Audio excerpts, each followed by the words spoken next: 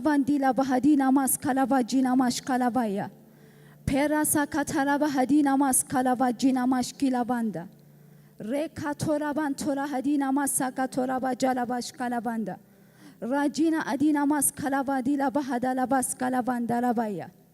Pekaro saka toravanda la bahadina masa katara bajana mase. E paradia maza katara bahadina mas kalavanda. Renas kali hila bahadina masa katora bashina andala hadina se. E para sakana majina mashkila bas kalavanda rabaya mazakata. Re katora bahadina mashina mandala bas kalavanda rabahadina mase. E pashi katora bajana mashkala banda rabajana mashkala baya. E para sakatara bajana mashkala banda rabahadina maskala banda. Pora shikantora bahadala baskala banda rabadina maskala banda. Le kanon tolo hadina asina masakatara bahadina mase. Yes, Abba, hallelujah. Lela katila adila baskali bando la hadina maskina manda. Li panosina andala hadina adina maskinda la hadile beske bende. E pada sikana mahadina maskila banda la hadina sakata la banda. E parashina andala hadana maskala bandala baya. Pekashi katora bajina mashkina andala hadina maskala banda. Parasa katara bagada bagadi bagadi bagadi bagadi. Hallelujah, manfas kudus. Rekantolo hodoshina andala hadina maskabaya. Pena sakana mandala bahajina ma andala hadina se. Perasa katara bashkaba gadala baskabanda. Roshinanda hadi alavas kavanda lavaya. Yes, Habbat, hallelujah. Manfas Qudus, hallelujah. Manfas Qudus, hallelujah. Manfas Qudus, hallelujah. Yes, Habbat, hallelujah. Manfas Qudus, እግዚአብሔር hallelujah.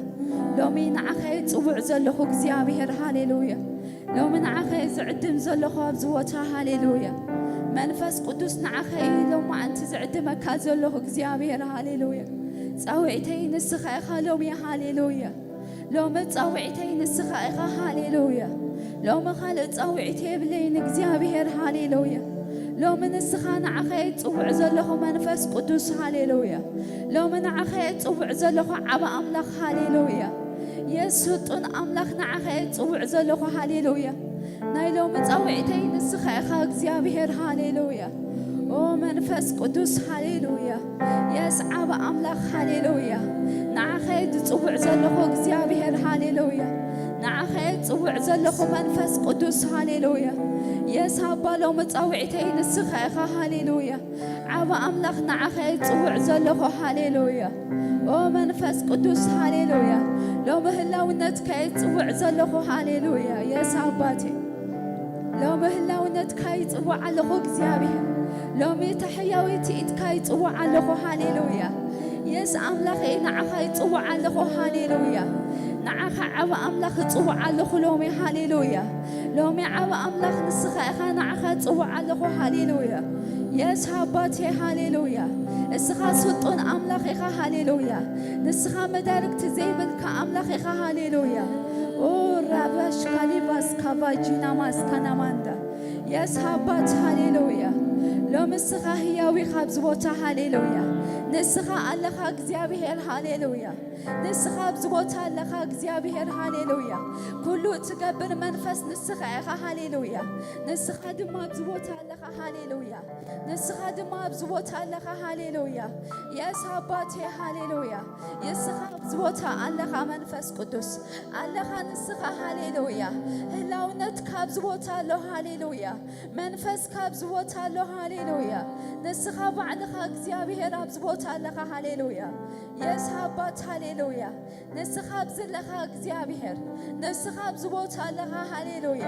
ነስኻ ብዝቦታ ለኻ አምላኸይ ሃሌሉያ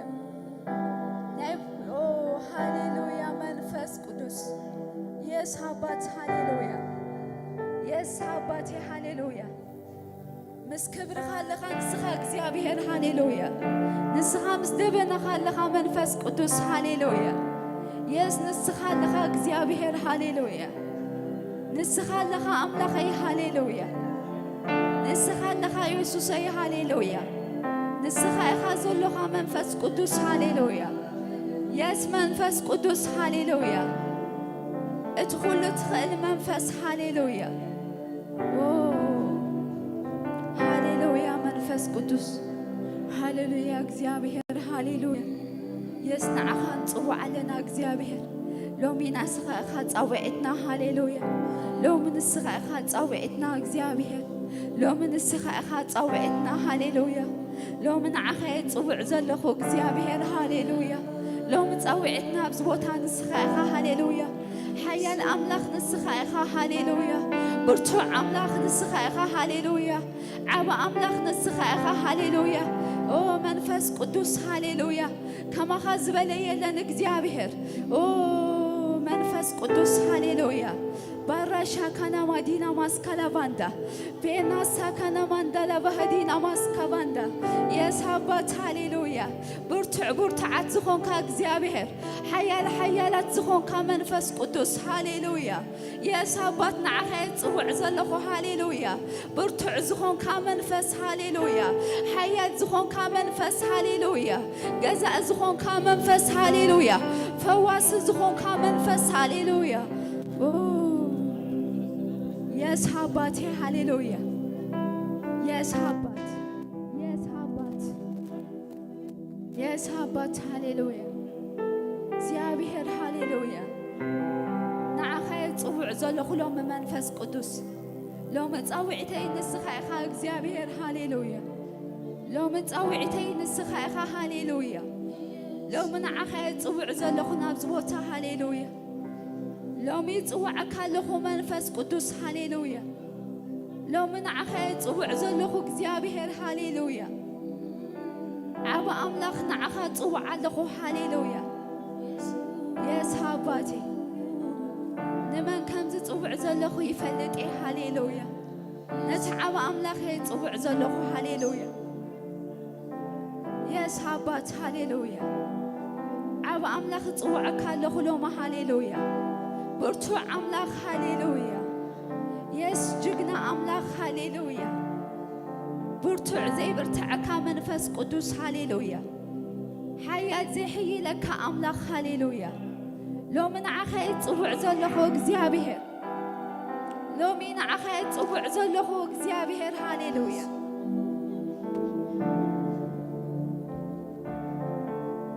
يا سابات هاليلويا نعخا تصوع لخو منفس قدوس ناي بحق منفس كاخورد هاليلويا ناي بحق منفس كاخرخبنا لومي هاليلويا اتحق زخونه منفس كاخرخبنا هاليلويا ناتكا هلاونت راي كنقسقس هاليلويا ناي بينخا زخونه هلاونت هاليلويا منفس قدوس نعخا يعدمك لخو እግዚአብሔር لومي نعخا يعدم لخو بزبوت هاليلويا لومي نعخا يعدم لخو هاليلويا برتع زخون كمنفس عدمك لخو هاليلويا نتصنانع زخون كمنفس يعدمك لخو هاليلويا فواس زخون كمنفس عدمك لخو هاليلويا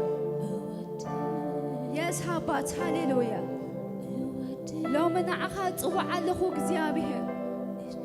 يس هاباتي هاليلويا لهدينا ماشينا مندلا باس كافاندا ليبانا ناناس كاناندا لهدينا سي يس هاباتي هاليلويا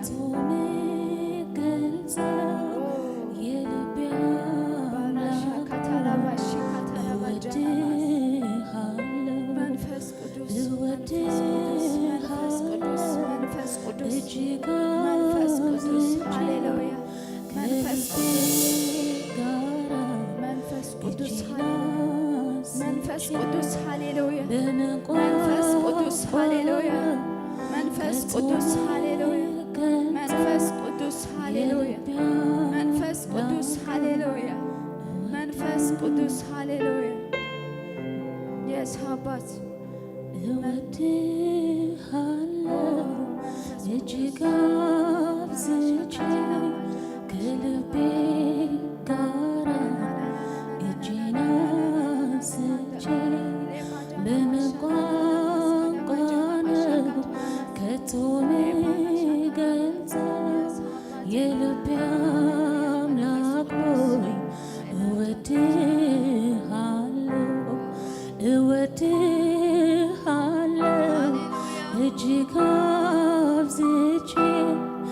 ከልቤ ጋራ እጄን አንስቼ በምን ቋንቋ ነው ከቶ ምገልጸው የልቤ አምላክ ሆይ እወድሃለሁ ቃላት ባገኘውና ባወራ ያንተን ምስጋና የልቤ በደረሰልኝ አምላክ ሆይ አንተው ክበርልኝ ቃላት ባገኘውና ባወራ ያንተን ምስጋና በልቤ በደረሰልኝ አምላክ አንተው ክበርልኝ እወድሃለሁ እጅግ አብዝቼ ከልቤ ጋራ እጄን አንስቼ በምን ቋንቋ ነው ከቶ ምገልጸው የልቤ አምላክ ሆይ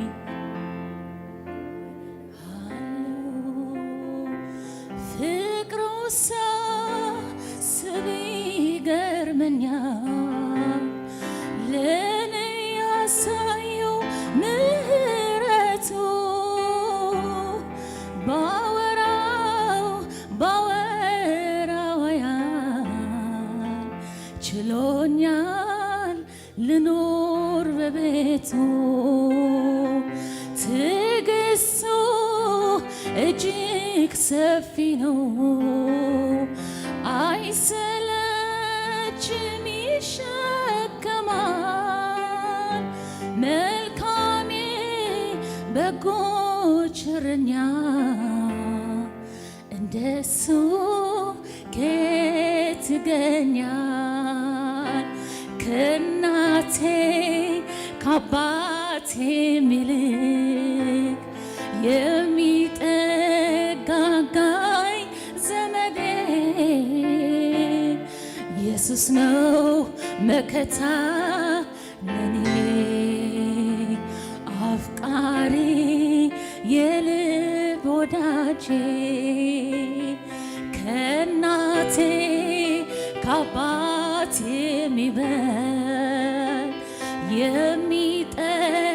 የሚጠጋጋኝ ዘመዴ ኢየሱስ ነው መከታ ለኔ አፍቃሪ የልብ ወዳጄ አፍቃሪ የልብ ወዳጄ አፍቃሪ የልብ ወዳጄ አፍቃሪ የልብ ወዳጄ ቃል እግዚአብሔር ከምዚ ይብል ሃሌሉያ እግዚአብሔር ከምዚ ይብል ኢሉ ሃሌሉያ ሰማይ ዝፋነይ እዩ መድረኻ መርገጽ እግረ እዩ እቲ ንስኻትኩም እትሰርሑለይ ቤት ዳኣ ከመይ ዝበለ እዩ እቲ ኣነ ዝዕርፈሉ ስፍራኸ ከመይ ዝበለ ኢሉ ሃሌሉያ ስም እግዚአብሔር ይኽበር ሃሌሉያ እግዚአብሔር ባዕሉ እዩ ከምዚ ዝብል ዘሎ ሎሚ ሃሌሉያ ሎሚ እግዚአብሔር ባዕሉ ከምኡ ይብል ኣሎ ሃሌሉያ እቲ ቃል ከምኡ እዩ ዝብል ዘሎ ኢሳያስ 61 ማለት እዩ ሃሌሉያ እግዚአብሔር ከምዚ ይብል ሰማይ ዝፋነይ እዩ መድረኻ መርገጽ እግረይ እዩ እቲ ንስኻትኩም እትሰርሑለይ ቤት ዳኣ ከመይ ዝበለት እያ እቲ ኣነ ዝዕርፈሉ ስፍራኸ ከመይ ዝበለ እዩ ኢደይ እያ ነዚ ኩሉ ዝገበረቶ እዚ ከዓ ኮይኑ ኣሎ ይብል እግዚአብሔር ሃሌሉያ ሎሚ ኢድ እግዚአብሔር ዝገብረልና መዓልቲ ሎሚ ኣሎ ሃሌሉያ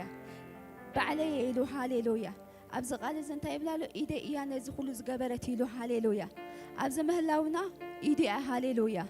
ኣብዚ ክንከውን ዝገበረ እግዚአብሔር ባዕሉ እዩ ሃሌሉያ كاب كلتنا يكونه كاب عقمنا يكونه كابانا يكونن هاليلويا إيدي يزجبرته إلو هاليلويا أبز مهلاونا إيدي جزابي هاليلويا أبز مهلاونا هاليلويا إيدي جزابي هاليلويا نعم لكم بارخو إنا خبز لنا يتسينا هاليلويا يس إيد كاي خنو بلوينا هاليلويا أبز مهلاونا إيد كاي خنو بلوينا هاليلويا نسخة عبي خابر قدس خنو بلوينا هاليلويا يس نسخة سماي زفان كاي هاليلويا مدرد ما مرقت أقر خاي بحق هاليلويا أبز مهلاو كاس هاليلويا منفس قدس إيد كاي بحق هاليلويا منفس كاينا أبز مريح نخنو بلوينا هاليلويا منفس كاينا أبز متئنا هاليلويا كله إنه قبره منفس كاي هاليلويا يس بخلتنا يكونن بعقمنا يكونن إجزابه يس جن بخلت كاجن زخوين اللي خنو بلوينا هاليلويا منفس قدس هاليلويا منفس قدس هاليلويا إيد كاي أزقبره تلومي هاليلويا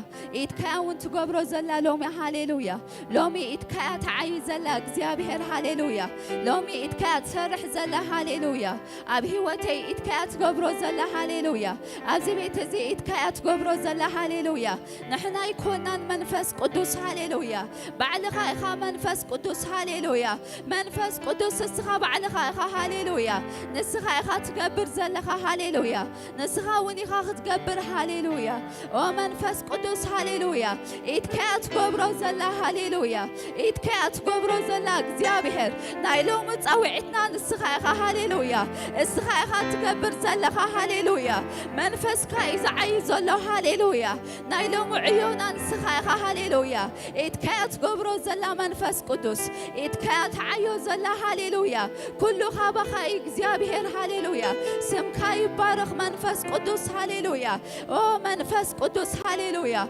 السخا خا تقبر زلا خا إجزابه نسخا خا تعي زلا خا إجزابه نسخا خا تسرح زلا خا إجزابه يس نسخا خا هاليلويا منفس قدس نسخا خا هاليلويا منفس قدس نسخا خا هاليلويا كله تقبرو زلا خا نسخا خا هاليلويا كله تصرحو زلا خا نسخا خا هاليلويا لومي أفلطون هبك لنا إجزابه أبز مهلاونا نسخا خا هاليلويا ممصعنا نسخا خا إجزابه يس هبات هاليلويا سم كاي بارخ إجزابه سم كاي بارخ إجزابه سم كاي بارخ إجزابه سم كاي بارخ منفس قدس سم كاي بارخ منفس قدس سم كاي بارخ إجزابه حياوي منفس قدس هاليلويا يس هبات هاليلويا سم كال علب الإجزابه بزمعتي إتكات قبر هاليلويا بزمعت نسخا خات قبر هاليلويا بزمعت نسخا خات سرح زلخا يس هبات هاليلويا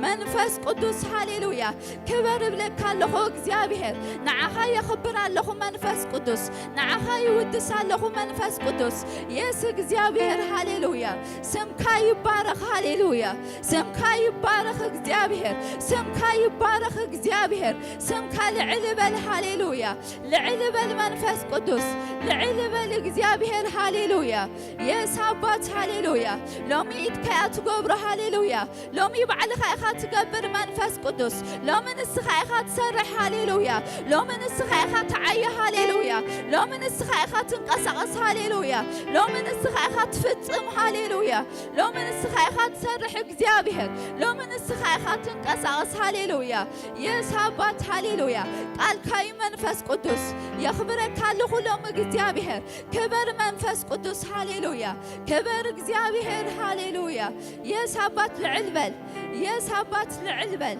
يس هبات العلبل هاليلويا سم كاي بارخ إجزابه سم كاي بارخ إجزابه سم كاي بارخ إجزابه سم كاي بارخ إجزابه سم كال علبل هاليلويا سم كال علبل هاليلويا سم كال علبل هاليلويا يس إيد كات قبره كله هاليلويا كل نسخة خات قبره إجزابه كل نسخة خات صرحه هاليلويا كل نسخة خات فتمو إجزابه يس هبا سم كاي بارخ لو من سم كاي بارخ بلا لخو هاليلويا لو من سم كال علبل بلا لخو هاليلويا لو من سم كاي ودس بلا لخو هاليلويا سم كاي بارخ إجزابه هاليلويا لو من سم كاي بارخ إجزابه هاليلويا يس هبات هاليلويا منفس قدس هاليلويا يس هاليلويا إجزابه እግዚአብሔር ስምካ ልዕል በል እግዚአብሔር ስምካ ልዕል በል ሃሌሉያ ስምካ ልዕል በል እግዚአብሔር ስምካ ልዕል በል ሃሌሉያ ስምካ ልዕል በል መንፈስ ቅዱስ ኦ አባት ሃሌሉያ ሎምን ስምካ ነልዕሎ ሃሌሉያ ሎምን ስምካ ነልዕሎ ሃሌሉያ ኩሉ ኻባኻ ስለ ዝኾነ እግዚአብሔር ኩሉ ንዓኻ ስለ ዝኾነ እግዚአብሔር የስ አባት ሃሌሉያ ሰማይ ዝፋንካ ስለ ዝኾነ ሃሌሉያ ዓባ አምላኽ ስለ ዝኾንካ ሃሌሉያ ምድሪውን መርገጽ እግርኻ ስለ ዝኾነ እግዚአብሔር ሎሚ የኽብረካ ኣለኹ መንፈስ ቅዱስ ክትከብር ግብአካ እዩ እግዚአብሔር ሎሚ ተወደስ መንፈስ ቅዱስ ሎሚ ክበር እስኻ ሃሌሉያ ኣብዚ ስለ ዘለኻ ክበር እግዚአብሔር ክበር መንፈስ ቅዱስ ሃሌሉያ ክበር መንፈስ ቅዱስ ሃሌሉያ ክበር እግዚአብሔር ሃሌሉያ ክበር እግዚአብሔር ሃሌሉያ ክበር እግዚአብሔር ሃሌሉያ መንፈስ ቅዱስ ሃሌሉያ እግዚአብሔር ስምካ ይባረኽ እግዚአብሔር ስምካ ይወደስ እግዚአብሔር ሃሌሉያ ንስምካ ልዕል ነብሎ መንፈስ ቅዱስ ሃሌሉያ ንስምካ ንባርኾ ሎሚ ሃሌሉያ ኩሉ ኻባኻ ስለ ዝኾነ እግዚአብሔር ኩሉ ንዓኻ ስለ ዝኾነ ሃሌሉያ ኩሉ በኣኻ ስለ ዝኾነ መንፈስ ቅዱስ ስምካ ልዕል በል እግዚአብሔር ሎሚ ስምካ ይልዓል ሃሌሉያ ሎሚ ስምካ ይግነን እግዚአብሔር ሎሚ ስምካ ይገለጽ ሃሌሉያ ሎሚ ስምካ ሃሌሉያ ስምካ ይኽበር እግዚአብሔር ሃሌሉያ ሎሚ መንፈስካ ይግዛ እግዚአብሔር ሃሌሉያ ህላውነትካ ይግዛ እግዚአብሔር ሃሌሉያ የስ ሃሌሉያ ኦ መንፈስ ቅዱስ ሃሌሉያ መንፈስ ቅዱስ ሃሌሉያ መንፈስ ቅዱስ ሃሌሉያ መንፈስ ቅዱስ ሃሌሉያ ኦ መንፈስ ቅዱስ ሃሌሉያ እግዚአብሔር ማይነ ታማይነ ታማይነ ታማይነ ለብቻዬን የነገርከኝ ተፈጸመ ታማይነ ታማይነ ታማይነ ታማይነ ለብቻዬን የነገርከኝ ተፈጸመ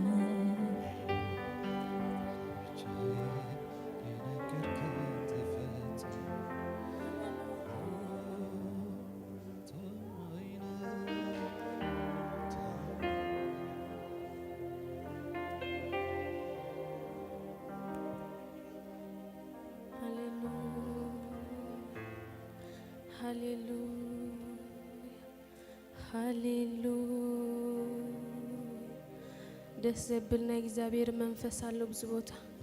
ደስ ዘብልና እግዚአብሔር መንፈስ አለው ብዙ ቦታ ቅዱስን ሕያውን መንፈስ ነው እግዚአብሔር ቅዱስን ሕያውን መንፈስ ነው እግዚአብሔር ቅዱስን መስለጥን መንፈስ ነው እግዚአብሔር ደጋፊ አጸናናዒ መንፈስ ነው እግዚአብሔር አለው ብዙ ቦታ ሃሌሉያ ሃሌሉያ ሃሌሉያ ኢየሱስ ጎይታዩ ኢየሱስ ጎይታዩ ኢየሱስ ጎይታዩ ኢየሱስ ጎይታዩ ኢየሱስ ጎይታዩ ሃሌሉያ ትማልን ሎምን ንዘልዓለም ንሱ ሕያዊው ትማልን ሎምን ንዘልዓለም ንሱ ጎይታዩ ዘሎን ዝነበረን ዝነብርን ዘለዓለማዊ እግዚአብሔር ስሙ ይባረኽ እቲ ዘለኹ የዘለኹ ዝበለ አምላኽና ስሙ ይባረኽ ሕዋተይ ካብኡ ኮይኑልና ይብዘለና ሃሌሉያ ካብኡ ኮይኑልና ሃሌሉያ ካባና ዝገበርናዮ ነገር የለን ካባና ዝኾነ ነገር የለን በኃይልናን ክእለትናን ዝኾነ ነገር የለን ኩሉ ካብኡ ብኡ ንዕኡ ዝኾነልና ሃሌሉያ ዋው አባቴ ሃሌሉያ ራካቶራ ባጀገረ ራባሼ ካቶራ ጀራዳና ባጋዶ ራባሽ ሃሌሉያ ፍቅሩ ስለዝበዛሓልና ይሕዋሰ ያብዘለና ሃሌሉያ ዘይውዳ ምሕረቱ ስለዝበዛሓልና ይብዘለና ሃሌሉያ ዘቆመና ሃሌሉያ ፍቅሩ ስለዘለዮ ሃሌሉያ አምላኽነቱ ከይነዓቀ ካብ ሰማይ ሰማያት ዝወረደ አምላኽ ስሙ ይባረኽ ሃሌሉያ መልክዕ ባርያ ሒዙ ሃሌሉያ ንዓይ ናፃ ዘውፀኒ አምላኽ ስሙ ይባረኽ ንዓኹም ሓራ ዘውፃኩም አምላኽና ስሙ ይባረኽ እዚዮ አምላኸይ ሃሌሉያ እዚዮ አምላኽኪ ሃሌሉያ እዚዮ አምላኽካ ሃሌሉያ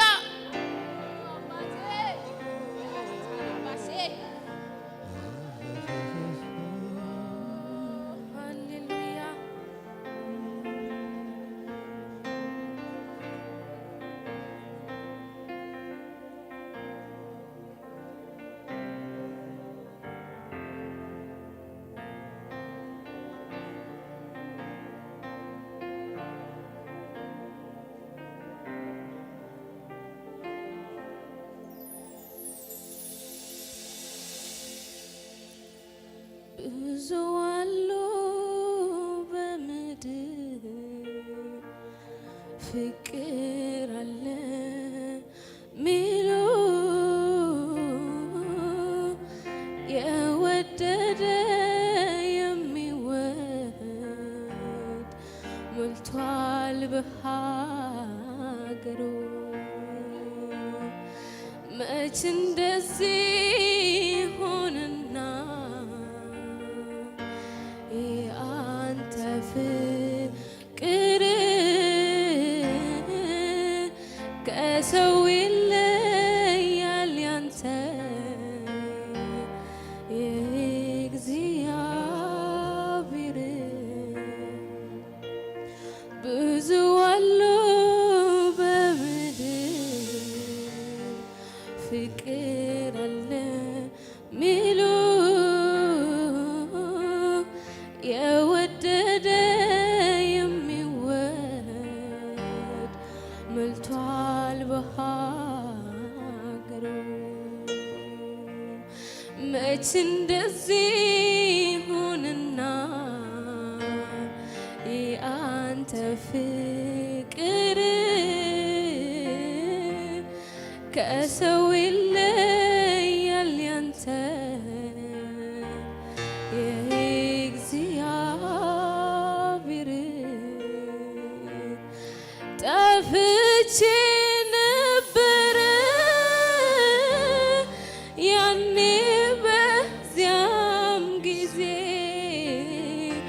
ሙት ሆኜ ማረባ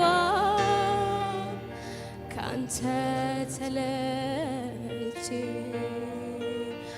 እንዲሁ አልተውከኝም በፍቅር አዳንከኝ በምትወደው ልጅ በኢየሱስ ታረከኝ ጠፍቼ ነበረ ያኔ በዚያም ጊዜ ሙት ሆኜ ማረባ ካንተ ተለይቼ እንዲሁ አልተውከኝም በፍቅር አዳንከኝ በምትወደው ልጅ በኢየሱስ ታረከኝ ምን ብዬ እኔ ልናገር ስለ አንተ ፍቅር ጠፍቼ እንኳን ምትፈልገኝ ምክር የምትመልሰኝ ፍቅርን ሁሌ የማትለወጥ ፍቅርን ምን ብዬ እኔ ልናገር ስለ አንተ ፍቅር ጠፍቼ እንኳን ምትፈልገኝ ምክር የምትመልሰኝ ፍቅር ነው ሁሌ የማትለወጥ ፍቅር ነው ፍቅር ነው አንተ ዛሬ ፍቅር ነው አንተ ዛሬ መልካም ነህ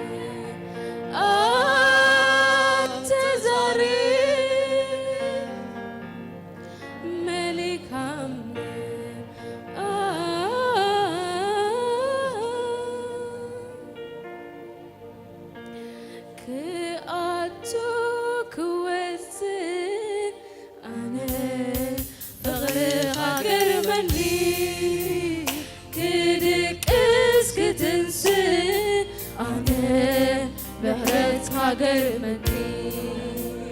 كأتو كوت أنا فغر كاجرمني كدكس كتنسن أنا محرت كاجرمني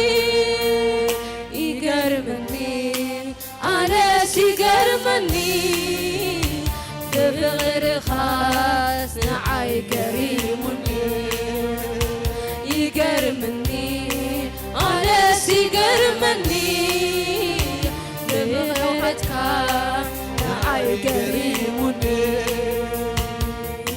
بالزي بأخا حبتي أبي مهله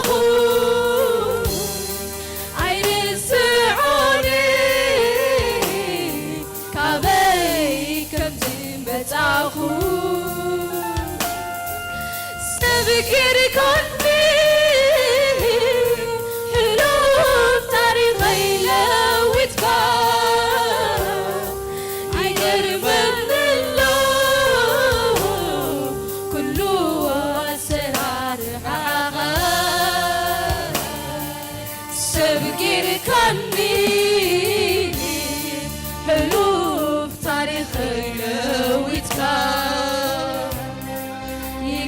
من الله كله عسير كأتوك واتك أنا بغرق عقرمني كدكس كتنسك أنا بحراتك عقرمني كأتوك واتك أنا كاجرمني كدكس تنسك عليك بالحق كاجرمني يجرمني أنا سيجرمني ثغر خاص نعي كريمني يجرمني أنا سيجرمني ثغر خاص نعي كريمني نايم مباري تركم نسغايغا نبرايتي عيمو صفيق اللي سلاخا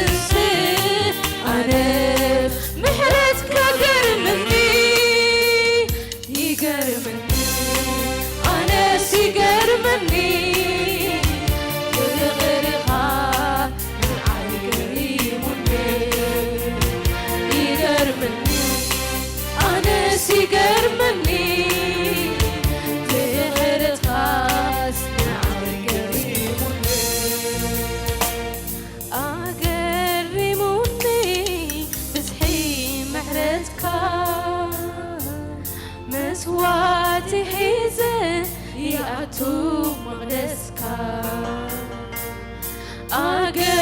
أقربوني بزحي محرتك بهندا بلني يأتو مقدسك بمنتهى مقلاس بمنتاي قوقا بمنتاي قلت بمنتاي قوقا كي قلت سرحكا كي قلت سرحكا كي قلت سرحكا كي قلت سرحكا كي قلت سرحكا كي قلت سرحكا كي قلت سرحكا كي قلت سرحكا أقربوني بزحي محرتك مسوات حيزن يأتو مقدسك أقربوني بزحي محرتك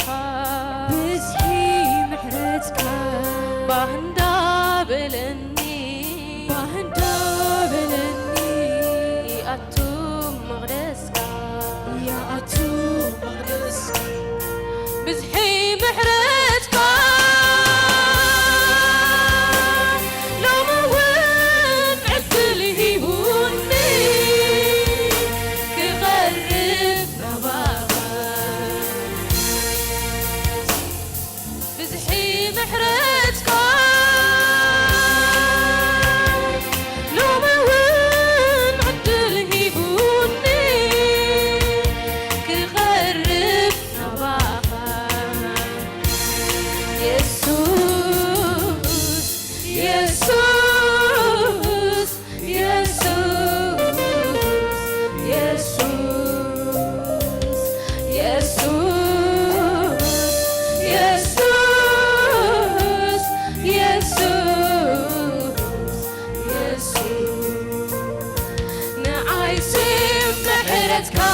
بزي في الليل اني خوف كرمي خاف دوي ليل نعايسي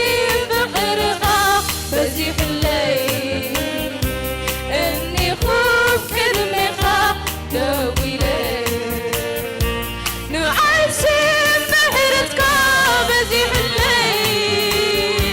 اني خوف كرمي خاف دوي ليل نعايسي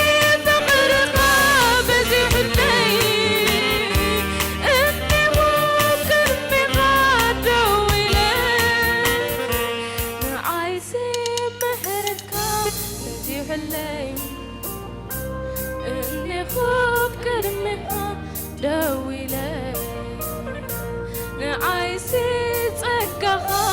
بزي في الليل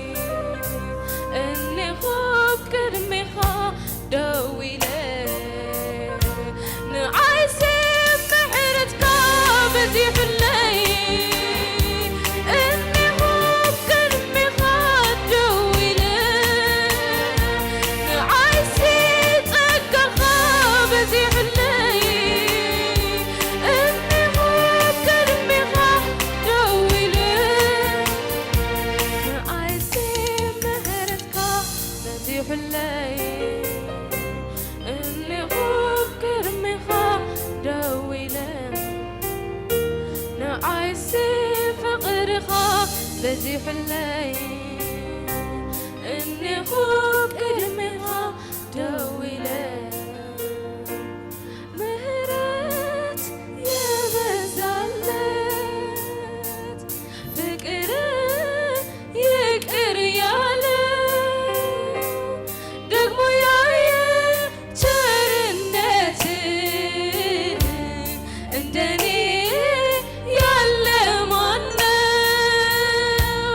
مهرت يا بزالت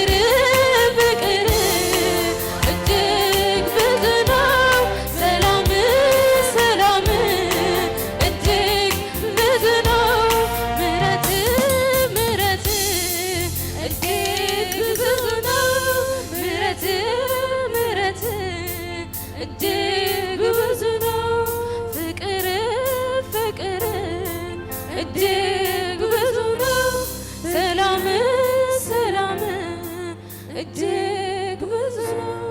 ምሕረት ምሕረት እጅግ ብዙ ነው ፍቅር ፍቅር እጅግ ብዙ ነው ፍቅሩ ብዙሕ ሃሌሉያ መወዳጀት የብሉን ሃሌሉያ ኦ ሃሌሉያ ኦ አባቴ ኢየሱስ ሃሌሉያ ኢየሱስ ሃሌሉያ ኢየሱስ ሃሌሉያ ኢየሱስ ሃሌሉያ ኢየሱስ ሃሌሉያ ኢየሱስ ሃሌሉያ ኢየሱስ ሃሌሉያ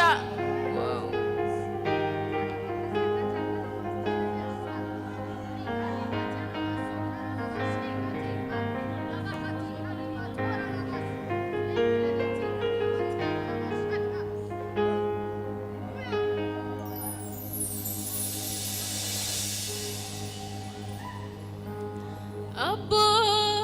ከምዘለዋ ነፍሰይ ምስ ፈለጥኩ ባሂልዋ ልበይ በቃ ዓሪፉ ጓሳ ከምዘለዋ ነፍሰይ ምስ ፈለጥኩ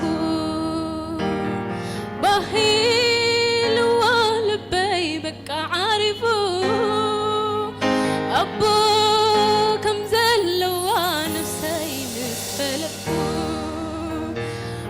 ባሂልዋ ልበይ በቃ ዓሪፉ ልበይ ብጎይታ ዓሪፉ ልበይ ብኢየሱስ ዓሪፉ ልበይ ብጎይታ ዓሪፉ ልበይ ብኢየሱስ ዓሪፉ አቦ ከምዘለዋ ነፍሰይ ምስ ፈለጥኩ ባሂልዋ ልበይ በቃ ዓሪፉ ወሳ ከምዘለዋ ነፍሰይ ምስ ፈለጥኩ ባሂልዋ ልበይ በቃ ዓሪፉ ልበይ ብጎይታ ዓሪፉ ልበይ ብኢየሱስ ዓሪፉ ልበይ ብጎይታ ዓሪፉ ልበይ ብኢየሱስ ዓሪፉ መመሊሴ እብል ተመስገን መመሊሴ እብል ተባረክ መመሊሴ እብል ተመስገን መመሊሴ እብል ተባረክ ወሳ ከምዘለዋ ነፍሰይ ምስ ፈለጥኩ ባሂልዋ ልበይ በቃ ዓሪፉ አቦ ከምዘለዋ ነፍሰይ ምስ ፈለጥኩ ባሂልዋ ልበይ በቃ ዓሪፉ ልበይ ብጎይታ ዓሪፉ ልበይ ብኢየሱስ ዓሪፉ ልበይ ብጎይታ ዓሪፉ ልበይ ብኢየሱስ ዓሪፉ መመሊሴ እብል ተመስገን መመሊሴ እብል ተባረክ መመሊሴ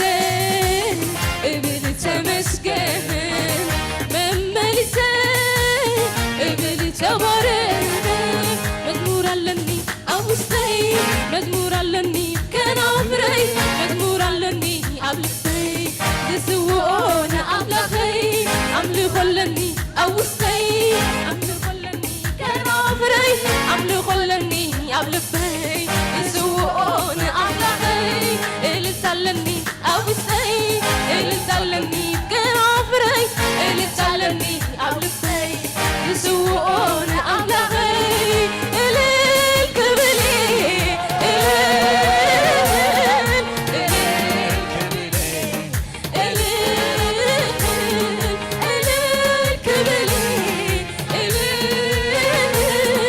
እልል ክብል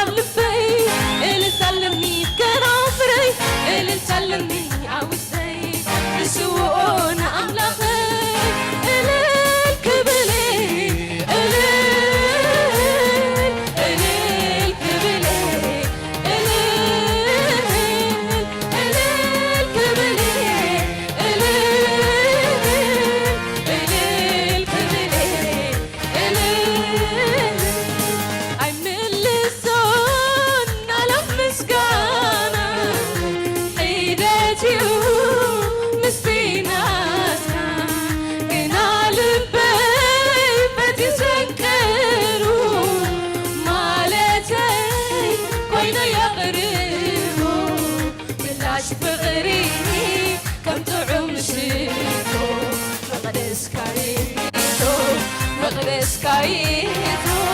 مقدس كايتو مقدس كايتو زبان كايتو زبان كايتو زبان كايتو زبان كايتو تمسكن تمسكن تمسكن تبارك تبارك تبارك لعلبه لعلبه لعلبه ببرها قسا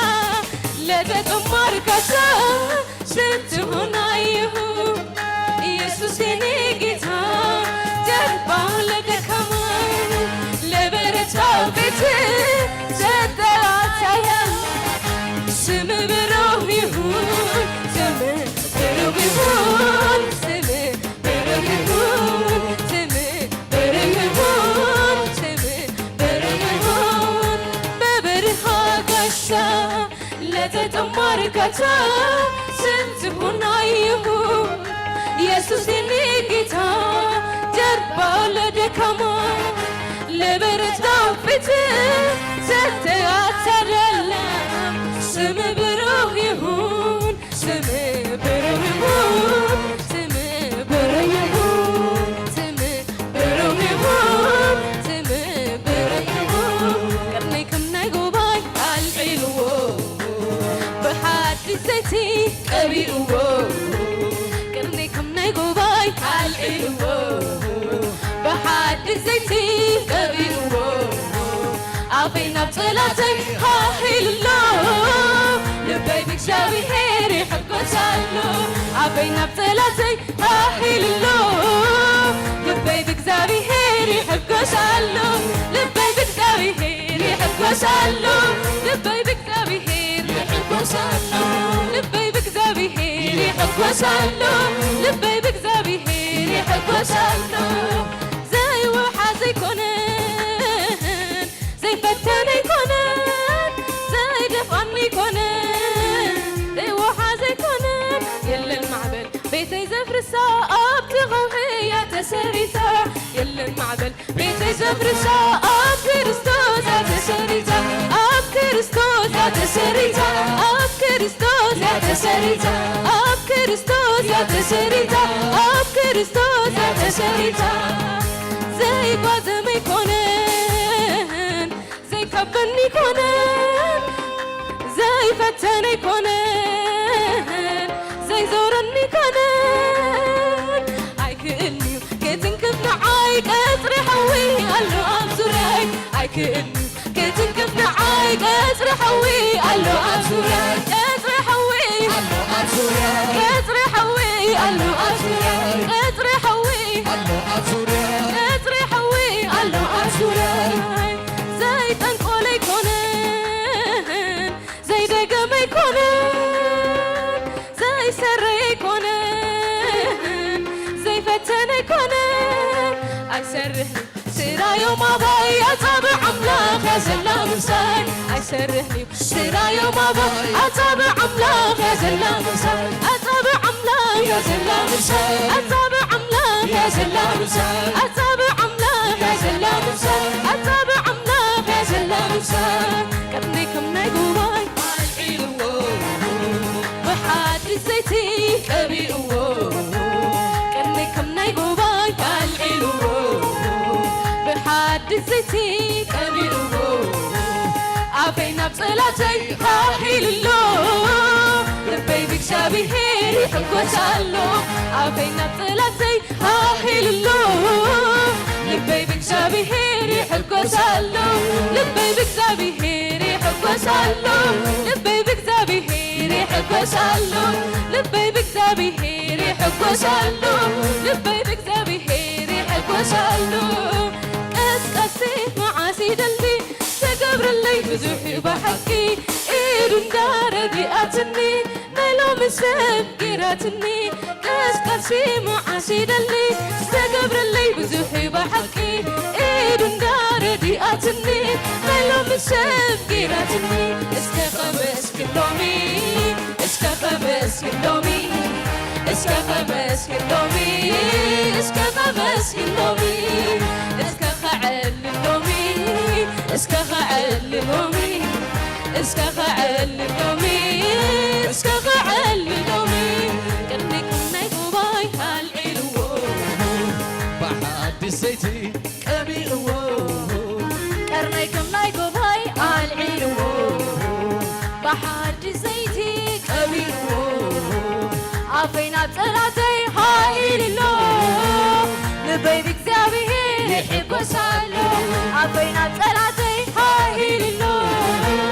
لبي بكذابيه يحب وصالو لبي بكذابيه يحب وصالو لبي بكذابيه يحب وصالو لبي بكذابيه يحب وصالو لبي بكذابيه يحب وصالو لبي بكذابيه يحب وصالو لبي بكذابيه وصالو لبيبك زبير يحب وصلو لبيبك زبير يحب وصلو قرنيكم نايقوباي عالعيلو بحد زيتي قبيئو قرنيكم نايقوباي عالعيلو بحد زيتي قبيئو عفينا بصلاتي هاهيلو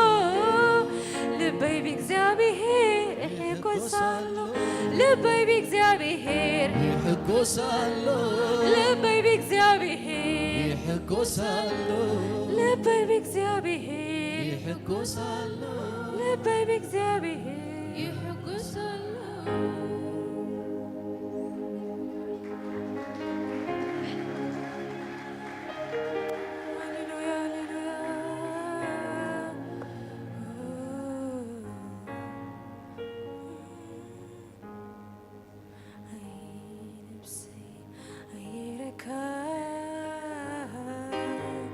من بارايك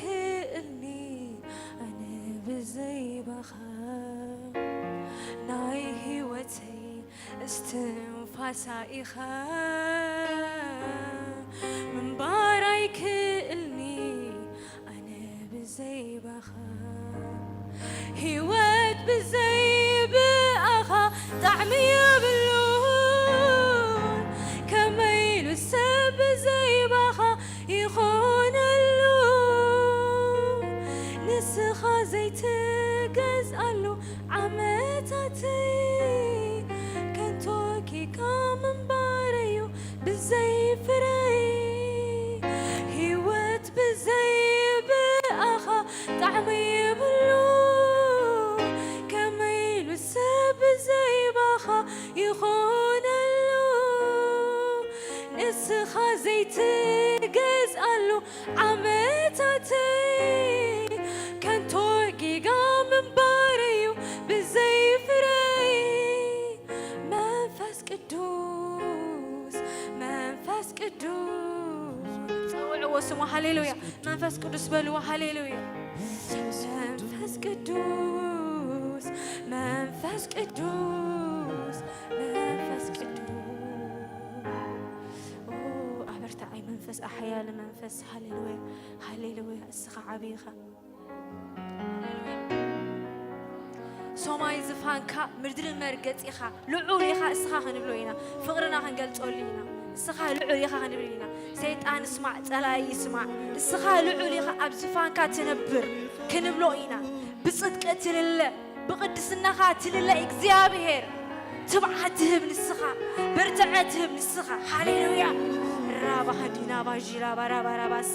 لينا باكا توما رابا دينا بوجيلي بيري بيري بيري بيري رينا نا نا نا نا نا نا بو ساكاتا رابا هندينا باجي لابا ساكاتا نقصنا تملخ سيلكا يترني خا نقص كملخ كله بقى نسخا يكون كان اتمنفس اوشت خازلو يزنقاسقاس هاليلويا هاليلويا اسك نقصنا تملخ سقيله عيرن يزبل اسك عللتان اغزابي او رابا جينا با ساكاتا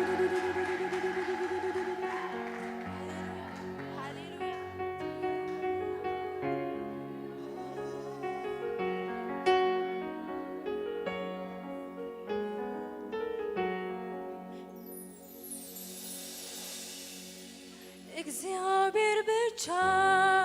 ግርማ አስፈሪ የሌለ አቻ ተወዳዳሪ ተወዳዳሪ በትረ መንግስት ባለም ታወቀ እንዳንተ ማን ነው? ሁሉን የበለጠው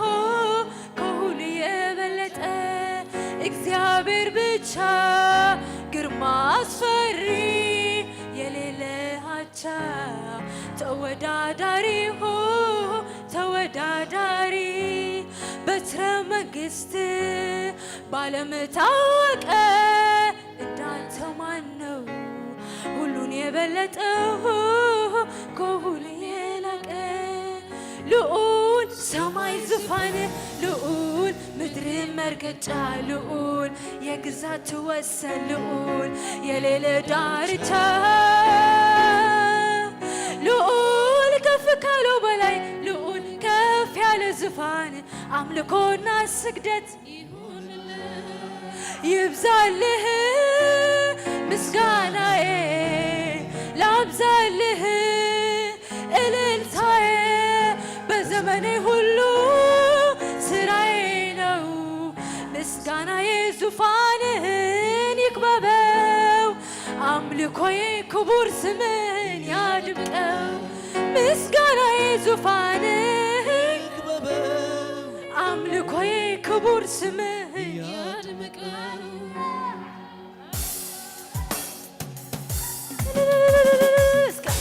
እልልታ ዘለዎ እስከ ሃሌሉያ ትሕት ኢልና ኸነምልኾ ኢና ሃሌሉያ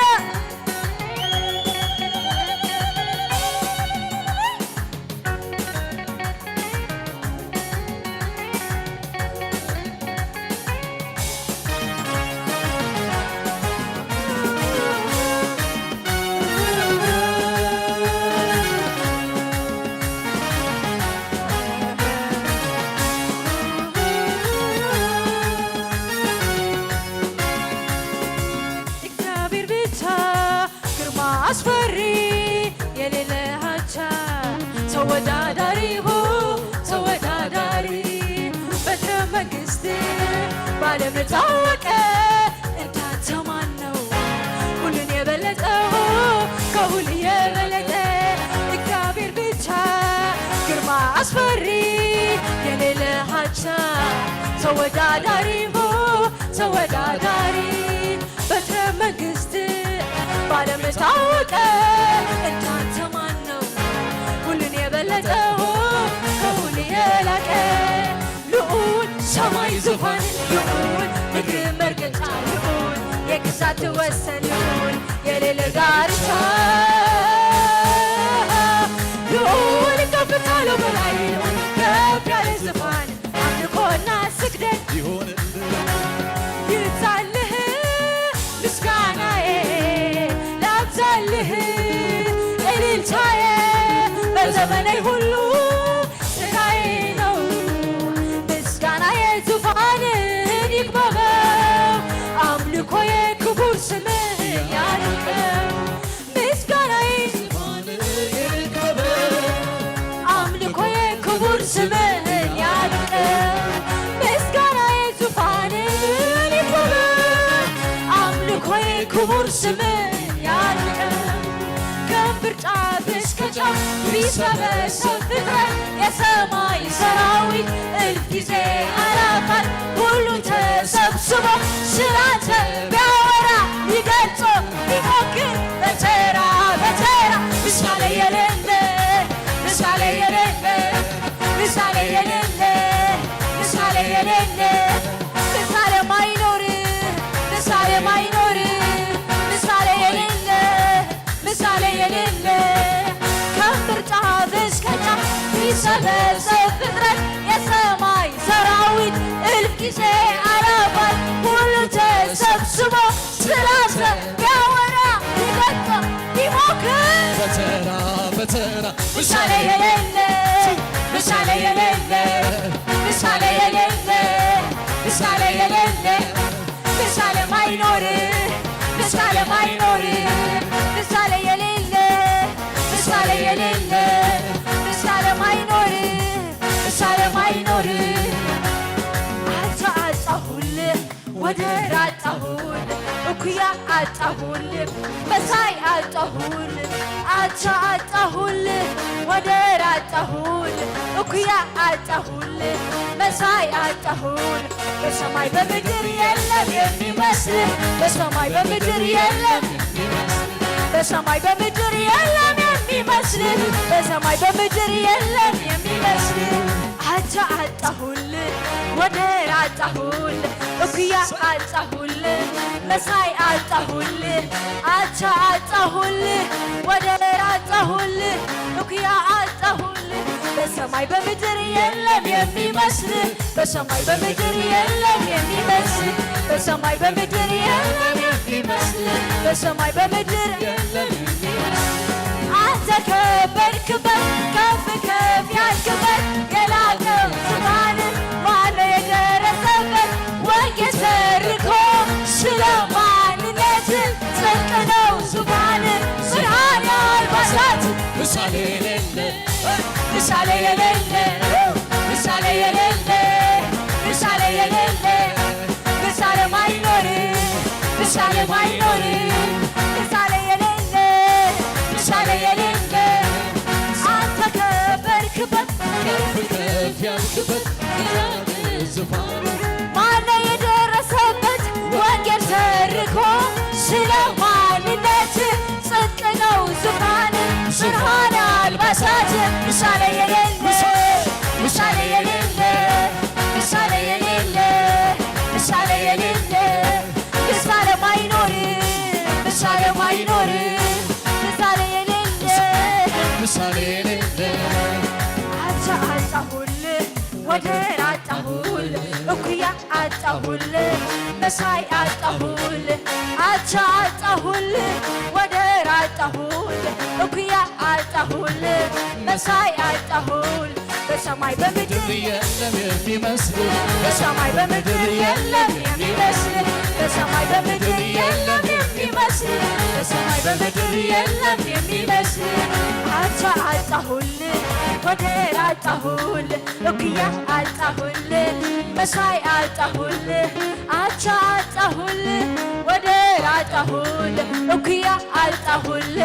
መሳይ አጣሁል በሰማይ በምድር የለም የሚመስል በሰማይ በምድር የለም የሚመስል በሰማይ በምድር የለም የሚመስል በሰማይ በምድር የለም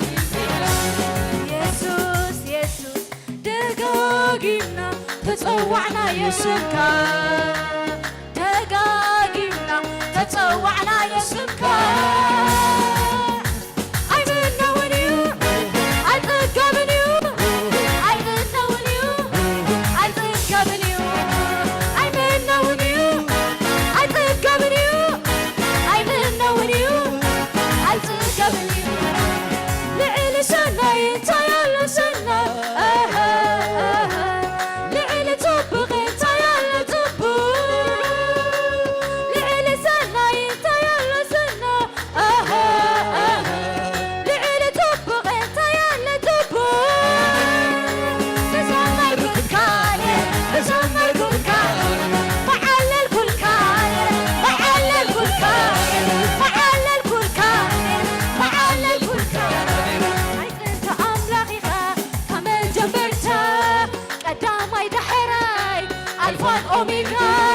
ንጉስ ነገስታት ናይ ይሁዳ አንበሳ ኢየሱስ ይኻ ኢየሱስ ኢየሱስ ይኻ ኢየሱስ ኢየሱስ ይኻ ኢየሱስ ኢየሱስ ይኻ ኢየሱስ ሓጢአት ናይ ዓለም እትሕገንሽን ኣምላኽ ከለኻ ኣምላኽ ከለኻ አቤት ትዕግስቲ ሓዳን ሓሪሮም ክፃረሩኻ ኣነ ክኸብር ታሪካለይ ሓሳር መከራ ፀገምካ ስለይ ከተፀብቆ ዘለዓለመይ ከተፀብቆ ዘለዓለመይ ዘመን ህይወተይ እዘምረልካ ክሳዕ ዘለኹ እስክለካ ከዘምረልካ ከዘምረልካ ከዘምረልካ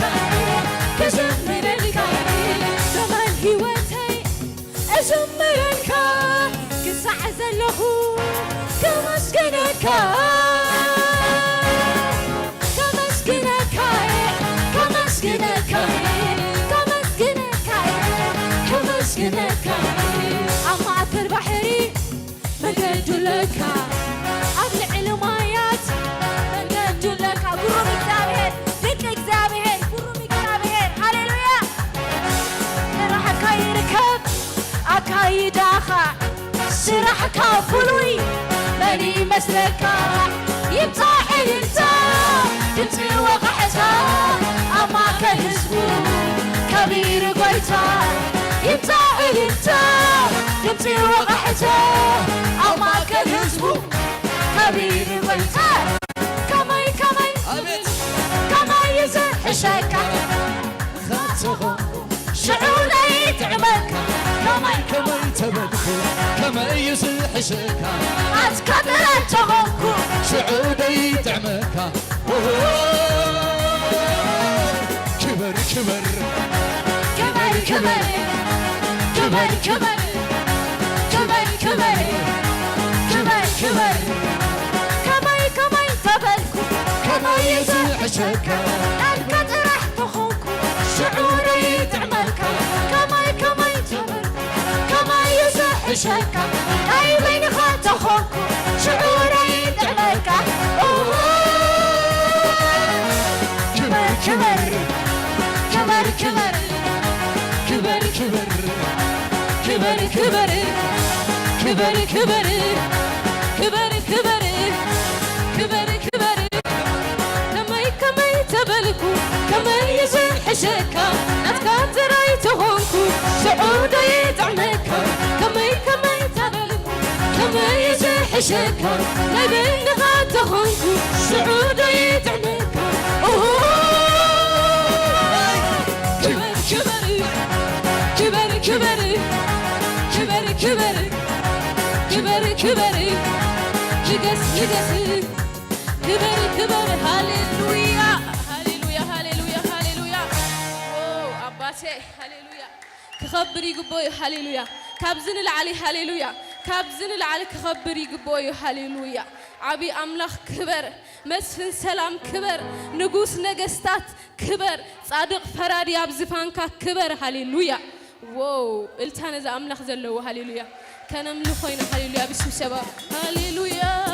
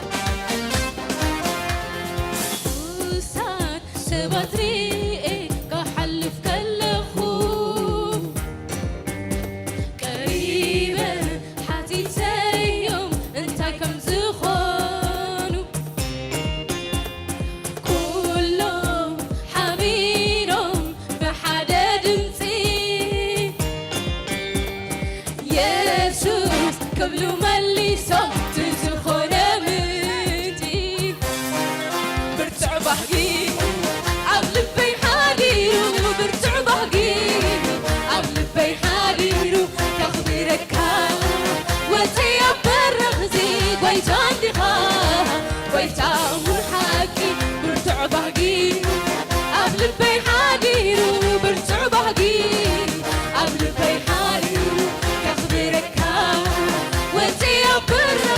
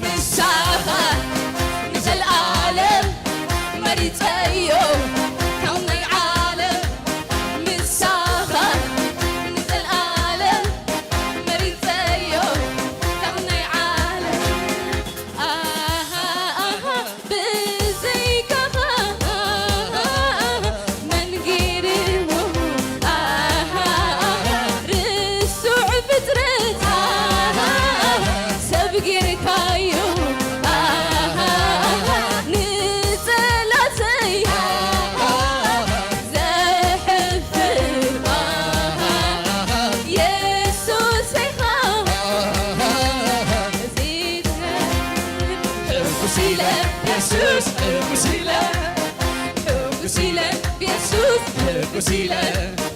ዘምሪ ለነፍሰይ ዘምሪ ለነፍሰይ ዘምሪ ናይ በይነይ ናይ በይነይ ናይ በይነይ ኢየሱስ ናይ በይነይ ኢየሱስ ናይ በይነይ ናይ ግለይ ናይ ግለይ ናይ ግለይ ኢየሱስ ናይ ግለይ ኢየሱስ ናይ ግለይ ናይ በይነይ ናይ በይነይ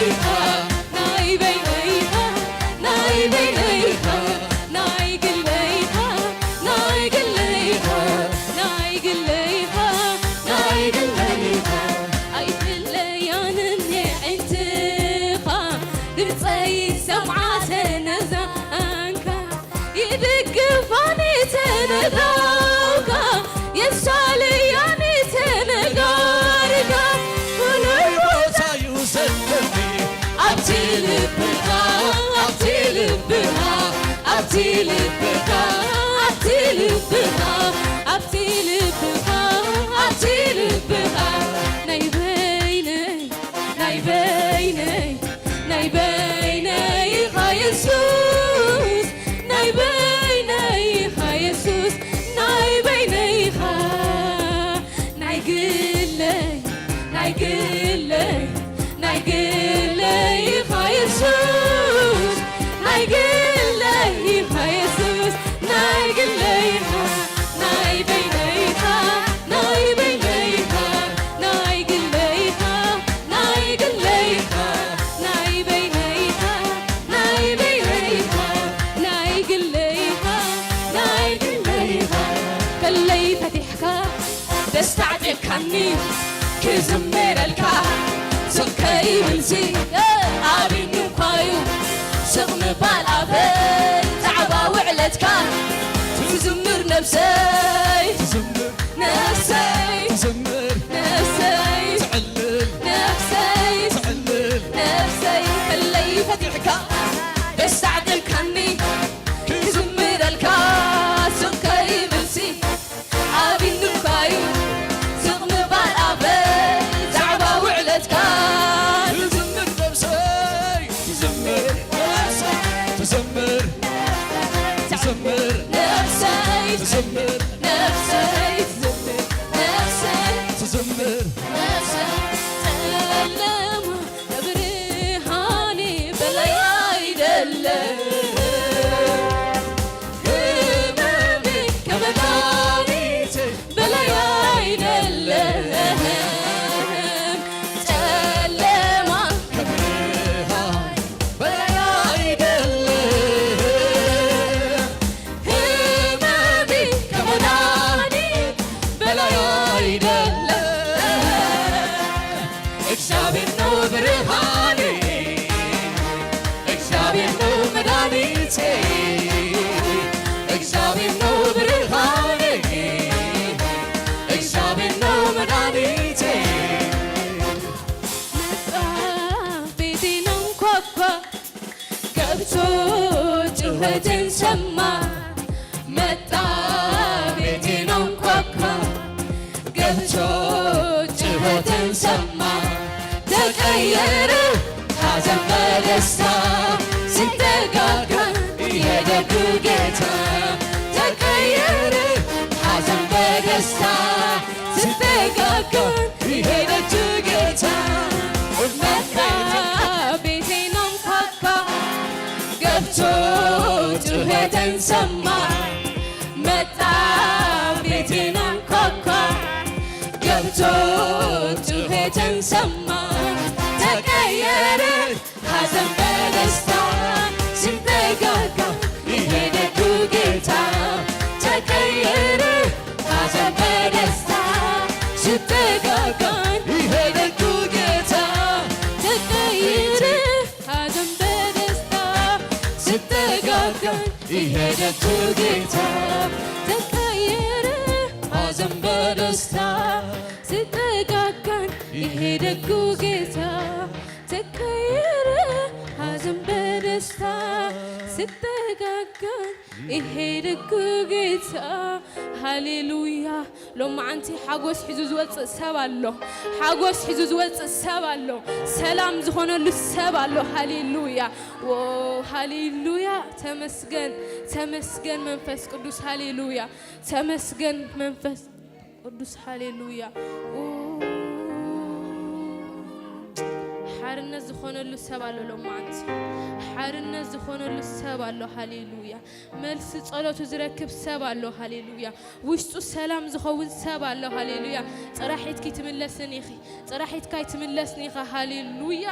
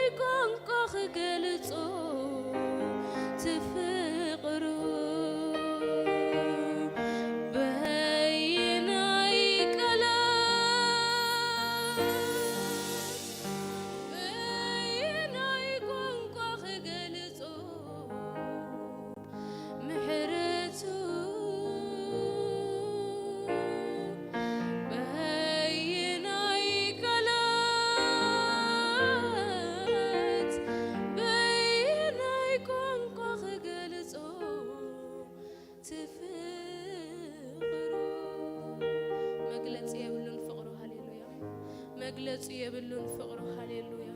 مجلس يبلون فقره هاليلويا عبي فقره عبي محرته مودادرتي يبلون هاليلويا أملاخي فقرها مودادرتي يبلون محرتك مودادرتي يبلون هاليلويا بتسقخا بسهلخا بمحرتك ينابز زلنا هاليلويا باتي هاليلويا تبارك صبرت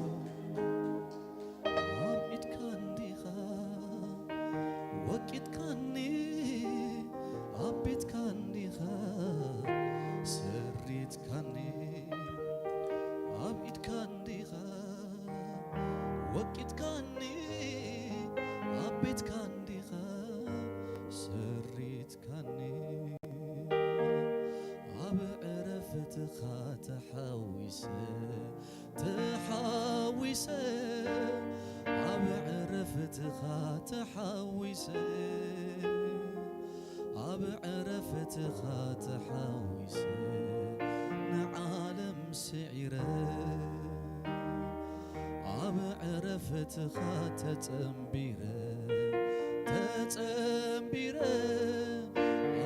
عرفتها تتنبيرة عرفتها تتنبيرة لبي عريفة عبيد كان ديخا وقت كاني عبيد كان ديخا سريت كاني عبيد كان ديخا وقت كاني عبيد كان ديخا سريت كاني نيمسل معبلات يقلاب نيمسل كونتان إلا واول أنا دين عريفة عسى كي تراتر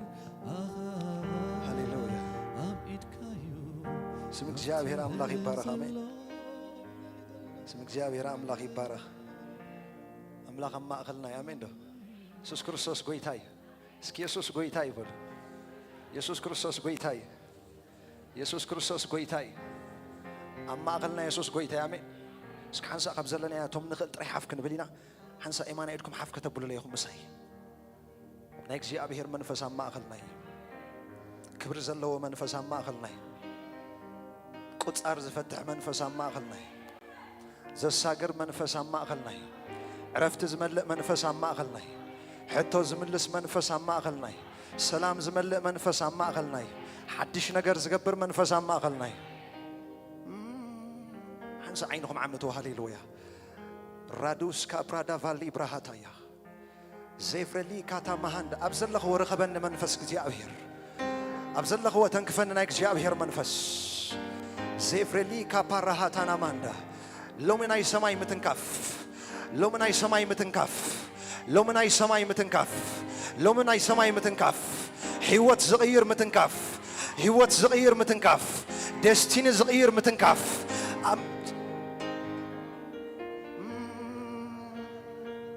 عينهم عميتكم تتقابلوا وحنسانا يكسياب هير منفس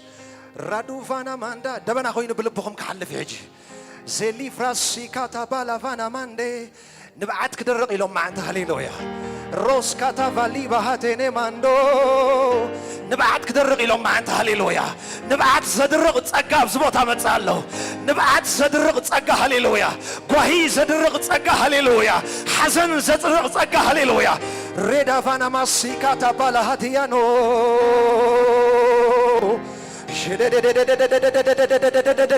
باسا كاتايا ليبرادوس كاليفرانا ماندا أداو شياب هرم زبوطا يرين اللهو نبعت سترقى أداو هاليلويا منفس حدسا أداو هاليلويا سلام زملا أداو هاليلويا زساقرا أداو هاليلويا نبلا علي حفظ بلا أداو هاليلويا إلي بينا ماسي كاتايا يمنك معفا بلو هاليلويا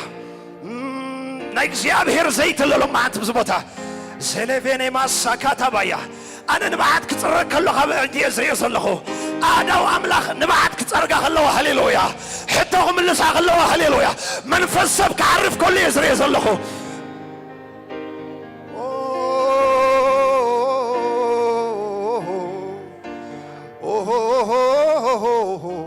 ليبرادا كاس حجب زلخو تنكفن بلو هاليلويا قبعتنا يكسياب هرام سبوتان صافي فلو حجي أبزله هو ودق قبل عليه بارنوس كمز ودق قبل عليه رادوس كاليبرهاتا يا سلام زهب قبعت عرفت زهب قبعت ريدي فيدي بدي بدي بدي بدي بدي بدي بدس لبارسي كاتابهاتينا ماندا لتارودا كاتابرادايا زيلي فراديانا ماندا كابت مالينا بلومي سمت هاليلويا نايت مالي زرسه حدش معاطو زغفت قبعت هاليلويا حدش معاطو زغفت قبعت هاليلويا يس لبيك في ذلك الله بلو اتونا بلبي حجة هاليلويا نايك شياب هير منفس حلف بلبي حجة هاليلويا تنكفني هاليلويا رادوبا كاتا فرالي كاتايا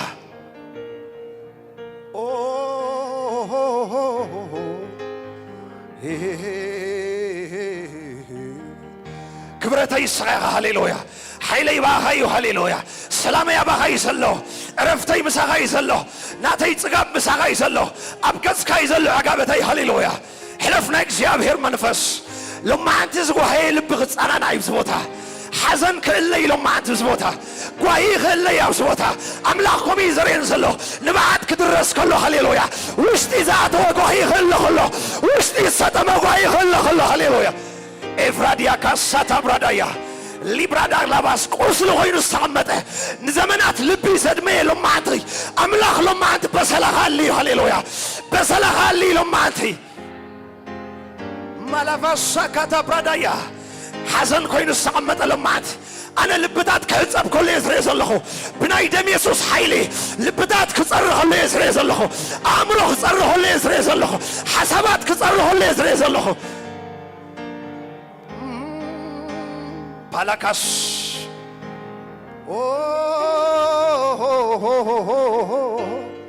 لا روفا كاتاماندا ريكا ساتايا سيلفندي لا بهاتا كاتاس سيلفندي فرادي كاتايا حنس عينهم عمتو هاليلويا نكسي أبهر منفس ناسرحي مالي فراكاساتي بهاتايا لوم يزحد السبع اللبس بوتا ከም በሐድሽ ነገራቱ ዝሕደስ ሰብ ኣሎ ሓድሽ ኮይኑ ዝወፅእ ሰብ ኣሎ ሎሚ ምሕላፍ ዝኾነሉ ሰብ ኣሎ ናብ ቅድሚት ዝሓልፍ ሰብ ኣሎ ካብ ድሕሪት ናብ ቅድሚት ዝሓልፍ ሰብ ኣሎ ቃል ኣምላኽ ክዛረብ ከሎ ርእስ እምበር ጭራ ይትኸውን ኢኻ ተጻሒፈሎ ሎሚ ዝተረፍካ ዝመስለካ ሎሚ ዝተረፍክ ዝመስለኪ ሎሚ ናይ እግዚኣብሔር መንፈስ ዝጎቶ ሰብ ኣሎ ናብ ቅድሚት ዝሓልፍ ሰብ ኣሎ ሎማዓንቲ ናብ ኣስባዓወት ዝሓልፍ ሰብ ኣሎ ሎሚ ናብ ቅድሚት ዝሓልፍ ሰብ ኣሎ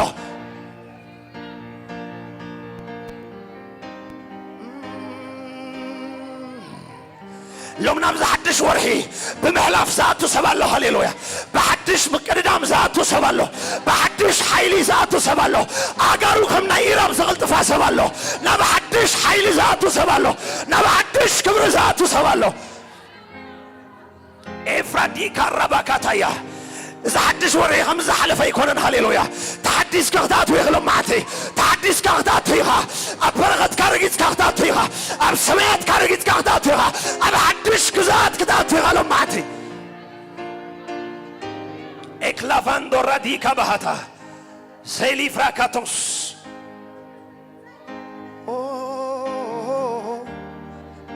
ليبراكاس أملاخ كبرو غينو زساقرو سوالو لو معتي نبذ حدش ورهي بخبر ساعته سبه أملاخ موجوس غينو زساقرو أملاخ حيل غينو زساقرو أملاخ كبر غينو زساقرو أملاخ حو غينو زساقرو أملاخ مزمور غينو زساقرو أملاخ بمعمله زساقرو أملاخ بحيل صلاة زساقرو لو من سبع ما خلى له هللويا زساقر سبع له معتي يمن عندكم عفا لي هنسى هللويا ريبها كاتايا لو እግዚአብሔር ይብለን ዘሳግር ቅባት አብስቦታለሁ ዘህልፍ ቅባት አብስቦታለሁ ሒዙ ኸሳግረከዩ ሒዙ ኸሳግረከዩ ናብ ቅድሚት ክትሐልፍ ኢኻ ናብ ቅድሚት ክትሐልፍ ኢኻ ድሕሪት ዝነበርካ ናብ ቅድሚት ድሕሪት ዝነበርኪ ናብ ቅድሚት ድሕሪት ዝነበርካ ናብ ቅድሚት ፓሊክራሳንዳ ፕራዳባሃ زور حزب فلوين هاليلويا أب كلمة كونك تمالا لسلو أب عوض كونك تمالا لسلو أب حيل كونك تمالا لسلو أب مغوص كونك تمالا لسلو ماتا كاتا كاتا كاتا كاتا لومي يسوس كبروتو زغانو لسبالو تبنا خبر كيرو زغل بابا سوالو أملاخ تجونو زغانو لسبالو أملاخ تبغو زغانو لسبالو زور هي أملاخ حيلو زغانو لسبالو أملاخ كبرتو زغانو لسبالو هاليلويا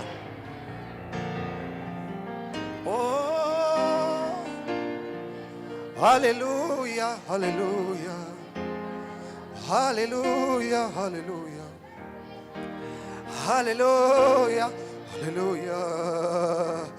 هاليلويا هاليلويا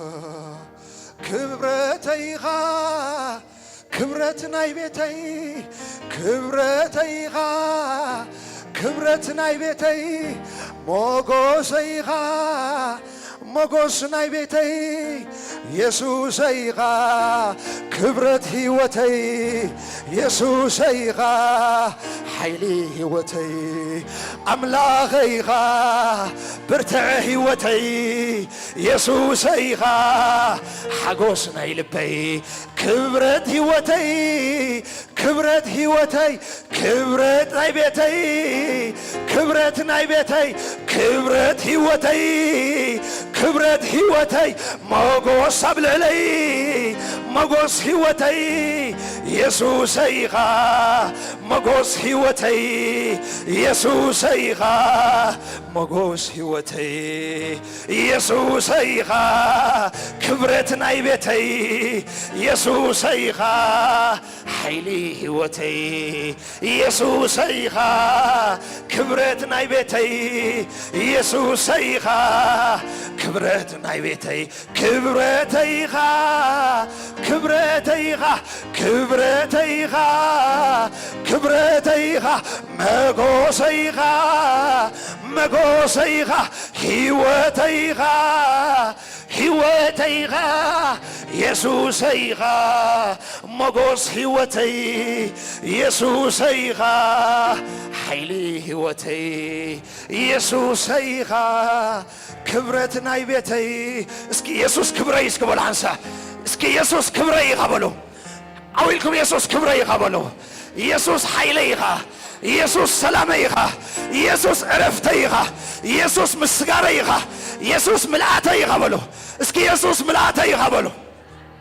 ኢየሱስ ክርስቶስ ጎይታዬ ንጎይታ ክብር ሃቦ ሃሌሉያ ኣብ ዘለና ኮፍ ክንብል ኢና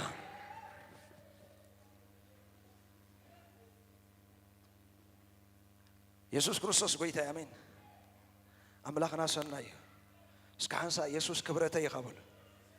ኢየሱስ ክብረተይ ኢኻ በሉ እስኻ በይንኻ ንዓይ እኹል ኢኻ በሉ እስኻ ንዓይ ሓይለይ ኢኻ በሉ እስኻ ንዓይ ጠበቃ ኢኻ በሉ እስኻ ንዓይ ክብረተይ ኢኻ በሉ እስኪ ሓደ ሰብ እስኪ ምሳይ ኢየሱስ ክብረተይ ይበል ኣብ ዝርግፀኛ ካልእ ክብረት ከም ዘይብልና እስኪ ኢየሱስ ክብረተይ ኢኻ ይብል ኢየሱስ ክብረተይ ኢኻ እስኪ በሉ ኢየሱስ በሉ እስኪ ክብረት ናይ ቤተይ ኢኻ ኢየሱስ ጎይታይ ንጎይታ ዕልል ዝበለ ድምቀት ሃሌሉያ ክብርና ኣምላኽ ይኹን ሎሚ ኣብ ማእኸልና ተኣምራት ክኸውን ኣሜን ዝኣምን ሰብ ኣሎ ድዩ ኣብ ማእኸልና ተኣምራት ክኸውን ኣብ ማእኸልና ተኣምራት ክኸውን ኣሜን ኣብዚ ቦታ ተኣምራት ክኸውን ኣብዚ ቦታ ተኣምራት ክኸውን ኣብዚ ቦታ ተኣምራት ክኸውን ኣብዚ መንደቕ ዘይኮነ ኣብ ልዕሊኻ ተኣምራት ክኸውን ኣብዚ ዚንጎ ዘይኮነ ኣባኻ ተኣምራት ክኸውን ኣብ ልብኻ ተኣምራት ክፍጠር እዩ ኣብ ሓሳብካ ተኣምራት ክፍጠር እዩ ዘይገመትካዮ ዘይሓሰብካዮ ኣምላኽ ከቐብለካ ሕጂ እግዚኣብሔር ኣብ ልብኻ ዘቐምጦ ሓድሽ ነገር ኣሎ ኢየሱስ ክርስቶስ ጎይታ እዩ ኣምላኽና ሰናይ ኣሜን ብዙሕ ግዜ ተኣምራት ክንብል ከለና ምዉት ምስሳእ ጥራይና ንፅበህ ግን ከምኡ ይኮነን እግዚኣብሔር ንልብኻ እንድሕር በፂሕዎ ተኣምራት እዩ ኣምላኽ እንድሕር ብኽቡር ሓጎሱ መሊእካ ተኣምራት እዩ እግዚኣብሔር እንድሕር ዳሃሲስካ ተኣምራት እዩ ድምፂ ኣምላኽ እንድሕር ሰሚዕኻ ተኣምራት እዩ ኣምላኽ እንድሕር ኣሳጊርካ ተኣምራት እዩ እግዚኣብሔር ቃሉ ተገሊፅልካ ተኣምራት እዩ ኣምላኽና ሰናይ እዩ ኢየሱስ ክርስቶስ ጎይታ ኣሜን ሎማ ሓንቲ ጎይታ ክምህረና እዩ ኣሜን ዶ ክብርና ኣምላኽ ይኹን እቶም ትፅሕፉ ንቅድሚት ምሕላፍ ዝብል ቃል ክንርኢ ኢና ክብርና ኣምላኽ ይኹን ንቅድሚት ምሕላፍ ዝብል ቃል ክንርኢ ኢና ኣምላኽና ሰናይ ኣሜን ንቅድሚት ምሕላፍ ማለት እንታይ ማለት እዩ ዝብል ሓሳብ መጀመርታ ክንርኢ ኢና ንቅድሚት ምሕላፍ ማለት ወይ ቅድሚት ማለት እንታይ ማለት እዩ ብሕፅር ዝበለ ቅድሚት ማለት ኣምላኽ ይባዕሉ ንያቱ ኣምላኽ ናይ ምንታይ ኣምላኽ እዩ ናይ ቅድሚት ኣምላኽ እዩ እግዚኣብሔር ኩሉ ሻዕ ብቅድሚት ይመርሕ እግዚኣብሔር ናብ ቅድሚት ይመርሕ ሕሉፍ ዝበሃል ኣብ ናይ እግዚኣብሔር ዓለም የለን ዛስዋዩ ኣብ ኢሳያስ ክዛረብ ከሎ ንሓጢኣትኩም ከም ደበና ንድሕሪት ክርስዑ ኢሉ ንያቱ እግዚኣብሔር ንቅድሚት ጥራይ ዝርኢ ኣምላኽ ናብቲ ቅድሚት ብዕላሙን ብመደቡን ሓንፂፅዎ ዘሎ ናብኡ ጥራይ ዝርኢ ስለዚ ንቅድሚት ምሕላፍ ክንብል ከለና ናብ እግዚኣብሔር ምሕላፍ ወይ ድማ ምስ እግዚኣብሔር ምጓዓዝ ማለት እዩ ኢየሱስ ክርስቶስ ጎይታ እዩ እዚ ሓሳብ ናይ እግዚኣብሔር መንፈስ ኣብ ልበይ ከቕምጦ ከሎ ብክልተ መንገዲ ገሊፅለይ ተቀዳማይ ከም ዝበልኩኹም እግዚኣብሔር ናይ ቅድሚት ኣምላኽ ስለ ዝኾነ እስከ ኣምላኽ ናይ ቅድሚት ይበሉ ኣምላኽ ናይ ቅድሚት ይበሉ እግዚኣብሔር ናይ ቅድሚት ይበሉ መጀመርታ ኣምላኽ ናይ ቅድሚት ስለ ዝኾነ ካልኣይ ከዓ ሎማዓንቲ ናብ ቅድሚት ዝሓልፉ ሰባት ኣብ ዝጉባኤ ኣለዉ እዚ ቃል ልክዕ እንዳተዛረብኩ ልቦም ዝሳገር ሰብ ኣለዉ ብዚ ቦታ ልክዕ እዚ ቃል እንዳተዛረብክዎ ዝሳገሩ ሰብ ኣለዉ ኣሜን ዶ ናብ ቅድሚት ናብቲ ኣምላኽ ዝመደበሎም ዝሓልፉ ሰባት ኣለዉ ናብቲ ዓም ዝተባሃልክዮ ናብቲ ዓም ዝተባሃለካ ልብኻ ክሳገር ኢሎም ማዓንቲ ኣካልካ ዘሎ መንፈሳዊ ዓለም ግን ልብኻ ክሳገር እዩ ኢየሱስ ክርስቶስ ጎይታ እዩ ስለዚ ንሓደ ሰብ መልእኽቲ ምዃኑ ተረዲእ ንሽዑ ንምንታይ ናብ ቅድሚት ምሕላፍ ዝብል ስለዚ እግዚኣብሔር እንታይ ኢለኩም ናይ ቅድሚት ኣምላኽ እዩ ብመሰረቱ ኣምላኽ ንቅድሚት ጥራይ ዝርኢ ንድሕሪት ኣይርአን እዩ ንድሕሪት ኣይርአን እዩ ምክንያቱ ንድሕሪት እንድሕር ክርኢ ጀሚሩ ኣምላኽ ንድሕሪት እንድሕር ክርኢ ጀሚሩ ኣብ ዓለም ጥፋኣት ይኸውን ማለት እዩ ንያቱ ኣምላኽ ክዝክር ክጅምሪ ኣምላኽ ክዝክር እንድሕር ጀሚሩ ከዓ ሰብ ብሂወት ክነብር ዓቕሚ ይብሉን ስለዚ እግዚኣብሔር ንቅድሚት ጥራይ ዝኸይድ ኩሉ ሻዕ ንሎማ ሓሊፉ ፅባሕ ንቅድሚት ጥራይ ዝኸይድ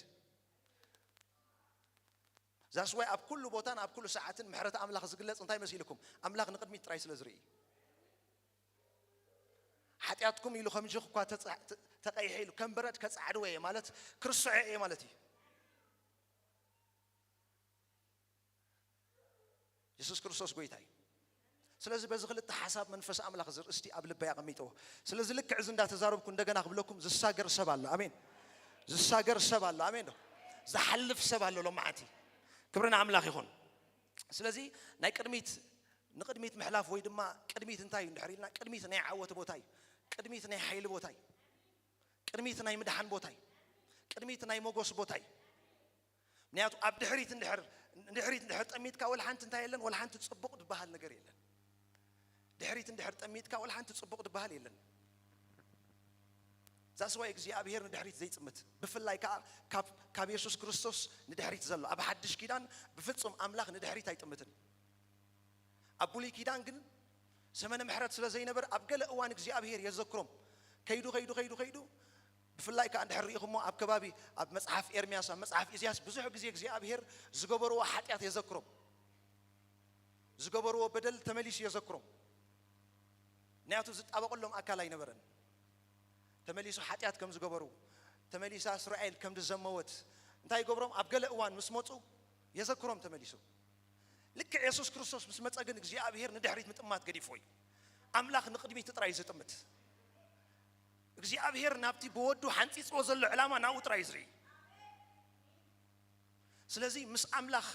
ምኻድ ወይ ድማ ንቅድሚት ምሕላፍ ማለት ምስ ኣምላኽ ሊተራሊ ምስ ኣምላኽ ምጓዓዝ ማለት እዩ ንቅድሚት ምሕላፍ ማለት ምስ እግዚአብሔር ምጓዓዝ ማለት እዩ ምክንያቱ እንታይ ኢለኩም እግዚአብሔር ብፍጹም ቃል ኣምላኽ ራእይዎ ንድሕሪት ኣይጥምትን እዩ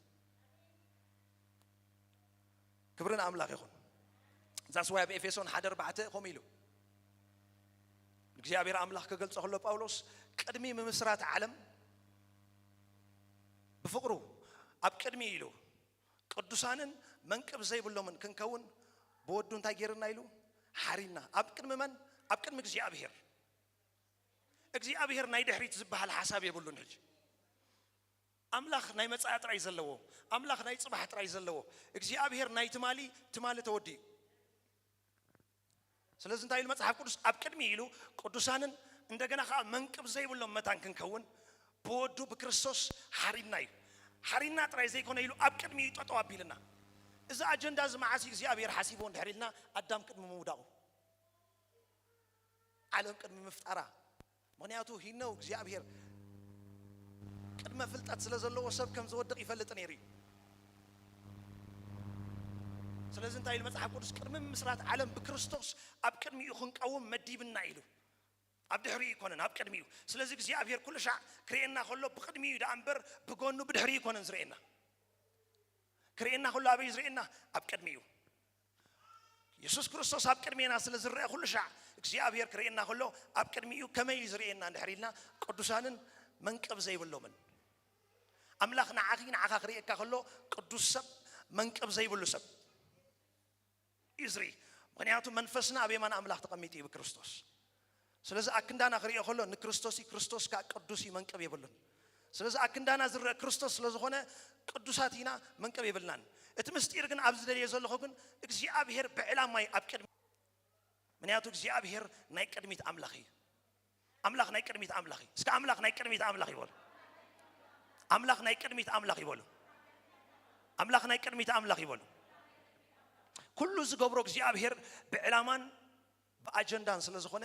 መንገዱ ኩሉ ናይ እግዚአብሔር ራእዩ ንቅድሚት እዩ መጽሐፍ ቅዱስ ንሪኢሞ ሓደ ነገር ከይመፀ እግዚአብሔር ቀዲሙ ሓሊፉ ይሰርሕ ሓደ ነገር ከይተኸስተ እግዚአብሔር ቀዲሙ ሓሊፉ ይሰርሕ ክንሪኦ ኢና በብሓደ እቲ ዕላማ ክትሕዘኩም ደልየ ዘለኹ ግን እግዚአብሔር ናይ ቅድሚት ኣምላኽ እዩ ብፍጹም ኣብ ድሕሪኻ ክምለስ ኢልካ እግዚአብሔር ከይተሓስብ ኣብ ገዲፍካዮ ዝመፀኻ ኣብ እግዚአብሔር ክፀንሓኒ ከይትብል እግዚአብሔር ናይ ቅድሚት እዩ ዛስዋይ ኣብ ልበይ መንፈስ ኣምላኽ ንቅድሚት ምሕላፍ ዝብል ኣርእስቲ ተቐሚጡ ስለዚ ሎማዓንቲ ዝሓልፍ ሰብ ኣለ ኣሜን እዚ ጉባኤ ናብ ቅድሚት ክሓልፍ እዩ እዚ ጉባኤ ናብ ቅድሚት ክሓልፍ እዩ እዚ ጉባኤ ናብ ቅድሚት ክሓልፍ እዩ ንስኻ ናብ ቅድሚት ክትሓልፍ ኢኹም ሃሌሉያ ኢየሱስ ክርስቶስ ጎይታ እዩ ኣብ ብሉይ ኪዳን ጀሚርና ክንሪኦ ኢና ቀዳማይ ንሪኦ ዮሴፍ እዩ ዮሴፍ ምሳይ ቃል ኣምላኽ ክትገልጹ ኢኹም ክቅልጥፍ ኢልኩም ቀዳማይ ንሪኦ ዮሴፍ እቲ ታሪክ ዝዛረብ ከዓ ዘፍጥረት 45 ዘፍጥረት 45 5 ክሳዕ 8 እቲ ታሪክ ኩላትና ንፈልጦ ኢና ዮሴፍ ሕልሚ ሓሊሙ ኦኬ ሕልሚ ምስ ሓለመ ሕዋቱ ቀኒየሙሉ ስለዚ ኣቦኡ ናብ ሕዋቱ ናብ በረኻ ሴኬም ምስ ለኣኾ ዝሓላሚ ሕጂ ክንሪኦ ኢና ሕልሚ እንታይ ክኸውን እዩ ሕጂ ትሪእዎ ኣለኹም ኣሕዋቱ ምስጢሮም ምስ ሕልሙ ዳ እምበር ምስ ዮሴፍ ኣይነበረን እግዚአብሔር ከዓ ኣሕሊምዎ እዩ ምስጢር እግዚአብሔር ዮሴፍ ተቐቢሉ እዩ ስለዚ እሶም መጀመርታ ከይተረድኦም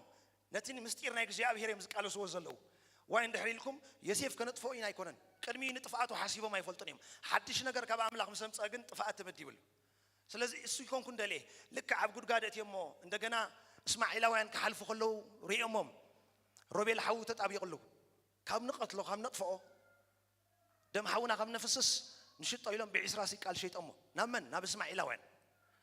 ስለዚ እቶም እስማዒላውያን ከዓ ከይዶም ናብ ጶጢፋር ናብ ግብፅ እትየሞ እቲ ታሪክ ንፈልጦ ስለ ዝኾንና እያ ዝቆራርፆ ደሎ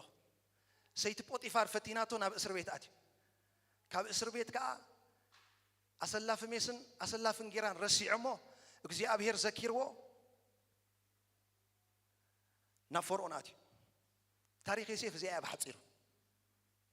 ስለዚ የሕዋቱ ሓደ ግዜ ግን መፅዮም ኣብ ምድሪ ኩሉ ጥሜት ምስኮነ ኢሉ መጽሓፍ ቅዱስ ምድራ ኩላ ጥሜት ምስኮነት ቁልፍ ናይ መግቢ ኣብ ኢድ ዮሴፍ ጥራይ ገይርዎ እግዚአብሔር ናይ ምድሪ ሙሉ ቁልፊ ኣብ መን ገይርዎ ኣብ ዮሴፍ እቲ ጥሜት ኣብ ግብፅ ጥራይ ኣይኮነን ነይሩ ኣብ ምድሪ ኩሉ ኣብ ኩላ ምድሪ እዩ ዝብል ጥሜት ኮይኑ ንክንደይ ዓመት ን7 ዓመት ስለዚ ኣብኡ እግዚአብሔር ዝገበሮ ተኣምራት ከርእየኩም ስለ ዝደለኹ ንሕና ሓደ ግዜ የሕዋቱ በዲሎሞ ጥራይና ንብል የሕዋቱ ግን ኣይተረድኦም እምበር ንእግዚአብሔር እዮም ዝተሓባበርዎ ነይሮም ንኣምላኽ እዮም መሳርሕቱ ኮይኖም ከይተረድኦም ምክንያቱ መጽሓፍ ቅዱስ ንእግዚአብሔር ኣምላኽ ከም ምኽሩ ዝተፀውዑን ዘፍቅርዎን ኩሉ ነገር ንሰናዮም እዩ ዝብል ስለዚ ሓደ ግዜ ፀላእትኻ ከይተረድኦም ይተሓባበርዎ ንኣምላኽ ምክንያቱ ዮሴፍ ባዕሉ ተዛሪቦ የሕዋቱ ከም ዘጥፍእዎ ከም ዝቀተልዎ እዮም ዝፈልጡ ነይሮም ልክ ኣብቲ ቤት ንጉስ ኣብ ካልኣይ እግሮም ምስ ተኣከቡ ድፈልጥ ኣይመሰሎምን ቋንቋ ኢብራይስጥ ኣብኡ ክዘራረቡ ጀሚሮም እዚ ኩሉ ሓውና እንዳለመነና በጃኹም እንዳበለና ብኻ ምሕረት ጌርናሉ ኢሎም ሽዑ ልቦም ተጣዒሱ ዮሴፍ ዝመለሰሎም መልሲ እቲ ምስጢር ግን ሕጂ ከርእየኩም እየ ኩላትኩም 45 ዘፍጥረት ካብ 5-8 ክነብቡ ኢና እንታይ ኢሉ ኣምላኽ እዩ ካብ 4 ከንብቡ ዮሴፍ ከዓ ንሕዋቱ ኢልዎም በጃኹም ናባይ ቅረቡ በሎም ቀረቡ ድማ በለኻ ኣነ ናብ ግብፂ ዝሸጥኩምኒ ዮሴፍ ሓውኹም እየ ኣምላኽ እዩ ህይወት ንምድሓን ቀቅድሚኹም ዝለኣኸኒ እሞ ሕጂ ድማ ናብዚ ስለ ዝሸጥኩምኒ ኣይትጓሃዩ ኣይትጨነቑ ኣብዛ ምድሪ ጥሜት ካብ ዝኸውን ሕጂ 2 ዓመት ኮይኑ ዘይሕረስን ዘይዕፀድን ድማ ገና 5 ዓመት ኣለዋ ኣምላኽ ግን ኢሉ ኣብ ምድሪ ተረፍ ምእንቲ ከትርፈኩም ብዓቢ ምድሓን ህይወትኩም ክድሕን ቀቅድሚኹም ለኣኸኒ ኢሉ ስለዚ እዚ ምስጢር እዚ ዮሴፍ እዩ ዝገልፆ ዘሎ እቲ መንገዲ ናይ መከራ እዩ ነይሩ ኣፍኮርስ እስር ቤት ነይርዎ ውደቕ ምትንሳእ ነይርዎ መስበርቲ ነይርዎ ጓህ ነይርዎ ግን እሶም ክደፍእዎ ከለዉ ናብቲ ናይ እግዚኣብሔር ዕላማ እዮም ደፊኦሞ ምክንያቱ እግዚኣብሔር እቲ ጥሜት ከም ዝተመደበ ይፈልጥ እዩ ምክንያቱ ምዱብ ስለ ዝኾነ እዩ እቲ ጥሜት ኣብ ምድሪ ተኻይዱ እምበር እግዚኣብሔር መቆረፆ ነይሩ ግን እቲ ጥሜት ምዱብ እዩ እታ 7 ስድራ ናይ ያዕቆብ ስድራ ከዓ ኣብቲ ግዜ ትኽድሕን ኣለዋ ምክንያቱ ናይ እግዚኣብሔር ኣጀንዳ ናይ እግዚኣብሔር ኪዳን ክቕፅል ኣለዎ ስለዚ መከራ ብዝመስል ነገር ውድቀት ብዝመስል ነገር ጓሂ ብዝመስል ነገር ንዮሴፍ ኣቐዲሙ ሕሊፍዎ ፀኒሑ ኣብ ግብፂ ኣቐዲሙ ሕሊፍዎ እግዚኣብሔር የሕዋቱ ከም ዘጥፍእዎ እዮም ዝሓስቡ የሕዋቱ ከም ዝሸጥዎ እዮም ዝሓስቡ ንኣምላኽ ተሓባበርዎ ነይሮም ዮሴፍ ናብቲ ደስቲኑ ክበፅሕ ንህዝቢ ኣምላኽ ንኸድሕን እግዚአብሔር ከቐድሞ ምስ ሓሰበ የሕዋቱ ከዓ ደፊኦሞ ስለዚ የሕዋቱ መወዳእታ መፅኦም ጓሂ ክስምዑ ምስ ጀመረ ኦልሬዲ ግን ሕሰብዎ ይመስለና ኣነ ብፍላይ ከዓ ኣብቲ ዘመን እቲ ኢየሱስ ከይመፀይ ከምቲ ሕዋቱ ዝገበርዎ በደል ምሕረት ክትገብር ኣዝዩ ኣሸጋሪ ብጣዕሚ ይከቢድ ምክንያቱ ሓደ እኳ ከይከውንሲ 11 እዮም ንደርብዮ ኢሎም ሕጂ ኣብኡ ዘሎ ጓሂ ሕሰብዎ ኣብኡ ዘሎ ጭንቀት ሕሰብዎ እሞ ከዓ እንዳበኸየ ዝልምኖም ነይሩ ሕጂ እግዚአብሔር ንዖም ንምድሓን ቅድሚኦም ከም ዝለኣኾ ቅድሚኦም ከም ዘሕለፎ እንተ ዘይርድኦ ምሕረት ኣይምገበረሎምን ስልጣን ኣለዎ መጥፎም ነይሩ ልክዕ ግን እግዚአብሔር ኣነ ንዓኻ ዘሕለፍኩኻ ንዖም መታን ከተድሕኖም ኢሉ ምስ ገለፀሉ ግን ምሕረት ገይሩሎም بفتصم أملاك تزي قال صلوا محرت كقبر الله ما يكلي مغنياتو خبيدي يسيف دبص عاد الرعب تعمي يخفو دحريهم مالتي سلازي تمستير جن انتايو أملاك نهزبو نقدمي تحلفوه لو مز حلف سبال لو بزقوا بأمين ستراخان مدحان نسخك زي أبي حليفك الله ستراخان مدحانك زي أبي حليفك الله بيتك مدحان عليتك مدحانك زي أبي حليفك الله ناتك نجر مدحان أملاك حليفك الله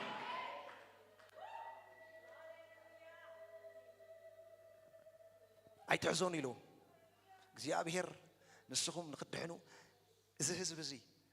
ترف من تخلوه كيران أبراهام من تانكحلو نعين تايلو اسكي قدمي تحليف الناس كبلو قدمي تحليف النبلو يسيف زمستير ترديو مسك زي أبير تسمعي ولا كو أي رد أيو ولا كو أي رد أيو قنت أوعيت أملاك سلستقبله زي أبير سقيلو نقدمي تحلفه نابقول قاد قاد تخلو حانتي سقمتي نابدسينو ناب قدمي تحلف كشيات كله ناب قدمي تحلف الله مالتي يسيف كريو خلو قن زمسل أي مسلني خم عينة نجر نقدميتي حلف كم زلا أي فلتنيو أبتو ما تتي يتأفق ونياتو نفسهم أتوا تتأفق كم زلا خاطر عيد مسلكه نقدمي تخيد كم زلا خا نقدمي تحلف كم زلا خا مغنياتو نايك زي أبي هير من قد بيني بخمي عيد فلتونيها يسوع كريستوس قويتاي لو مقدر رجعت أني أخوينا خينا نقولكم بزق على زيز الساجر سبالله آمين بزق على زيز حلف سبالله كتحلف يا هاليلويا كابز خباب خا تحلف يا آمين كابز شجرك كتحلف يا أخي يسوع كريستوس قويتاي سلازي يسيف أمودات علامة أملاك ترديوه علامة أملاك ترديوه مسبلو بقى يتشجر يلوم محرت جير لكم إيه السخم يكونكم من السخم نأملاككم تحبابيركم ويلو زي أبي هيري ترف كترف لكم نعين قدمي تحلفني أبزز الله زي أبي هيري يحلفني كل زمت أخوه قدنا يلوم زي أبي هيري يحلفني أجيكم نبهم نتاوعد الله سدر حيسكم ما مصو ونياتو انتاي لهم حمش عمت طميت الله سلازي حسبو حزب املاح وي دما تكيدان يا ابراهيم كقصل زخاله يوسف قديمو سلازي حلفي انبر اتهزب مصنته سلازي حجر ايو يوسف اب غدغاد كدربه خلو اغزيابير حليفو تناي طميت غزي يري نيرو يوسف كساقا خلو እግዚአብሔር ከሐሊፉ ናይ ጥሜት ግዜ ዮሴፍ ናይ ውልቁ حاسب كل አምላክ ከህዝብ ንመድሓኒ حاسب ነይሩ ምክንያቱ ከም ዮሴፍ ኣብቲ ቦታ ኮይኑ እንድሕር ሓሲቡ ክድንግጸሉ ዮሴፍ ምክንያቱ ዮሴፍ ሳቀ ስለ ዝነበረ ዮሴፍ ተተደንጊጽሉ ካብቲ መንገዲ ተወፂኻ ህዝብ እስራኤል ይዝጠፍእ ትሪእዎ ኣለኹም ናይ አምላክ ካልኩሌሽን በኣኻ እግዚአብሔር ህዝቢ ይዝሓስብ በኣኻ እግዚአብሔር ህዝቢ ይዝሓስብ ሕጂ ተሓልፎ ዘለኻ ኣይኮነን ናትካ ነገር በኣኻ ሓሊፎ አምላክ ህዝቢ ይዝሓስብ አሜን يوسف حساس لدي in fact من أسو بنيام الله جن بتني إشتيجرو نهزب إسرائيل ملو يحسب نجستات يحسب بتني إشتي يوسف جيرو نكريستوس حسبه نيرو بتني إشتي يوسف جيرو نداويت نسلمون يحسبهم نير عملاخ بتني إشتي يوسف جيرو نزوم كلهم زوج النبيات نبعل إلياس نبعل إسياس يحسبهم نير عملاخ زاسواي بمكره حلف كله تميلو نياتو مسؤ خدانا قص أي كأله اسك أملاخ ناي علامة أملاخ يبلو اسك حنس عويلكم قبل علي علامة الله واسك بلو قبل علي علامة الله وبلو يسوع كريستوس قويته آمين كلاين ريو ستيلا بولي كيدان ينان رزلنا كلاين ريو زهلكو عسرت سلاسان سلسن أملاخ نهزبو قديمو حليفو عرفهم كلهم رينا خبزخا أملاخ نهزبو قديمو حليفو كعرفهم كله تابو زهلكو معرف عسرت خفوتو زهلكو معرف عسرت فقدي سلاسان سلسن زهلكو معرف عسرت فقدي سلاسان سلسن تقال كم زي بالكم بوبعي كاب سلاسان كلتن كم بوبعي يخون دما مسانا انتقدك كاب تكزي أبيهر صبوق زجبرلنا صبوق كنجبرلك أين أبله كاب كرنك زي أبيهر كأما قد سلست معلتي تقعزو تابوت كيدانك زي أبيهر دما زعرفوا لا بوت أخذ لهم من قدي سلست معلتي قدمهم ثلاثة أربعة كاب سفر مسنا قالوا دما دمناك زي أبيهر بمعلته قبل عليهم نبره ኮነኻ ታቦት ምስተለ ዓለም ሙሴ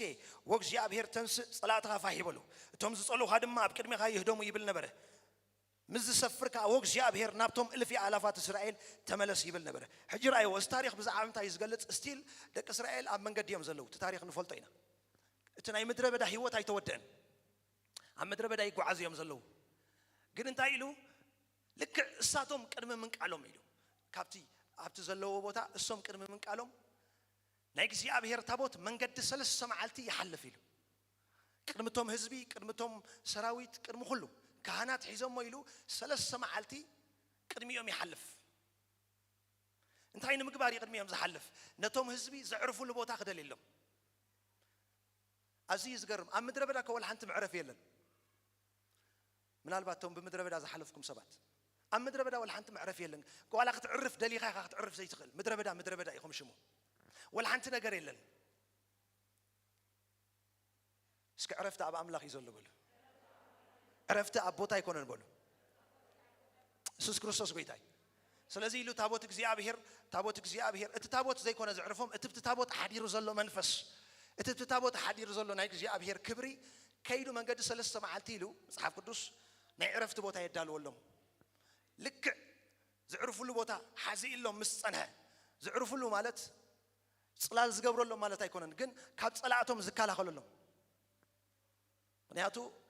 ብምንታይም ዝጽልሉ ነይሮም ኢሉ መጽሓፍ ቅዱስ ብደበናዮም እግዚአብሔር ደበና ገይሩ ይዘጽልሎም ነይሩ ግን ታቦት እግዚአብሔር ቅድሚዮም ክወጽእ ከሎ ልክዕ ጸላእቲ ኣብ ዘይርክብዎም ኣብ ውሕስ ዝኾነ ቦታ ቀዲምዎም ከይዱ ኢ ቦታ ዘዳልወሎም ቀዲምዎም ይሓልፍ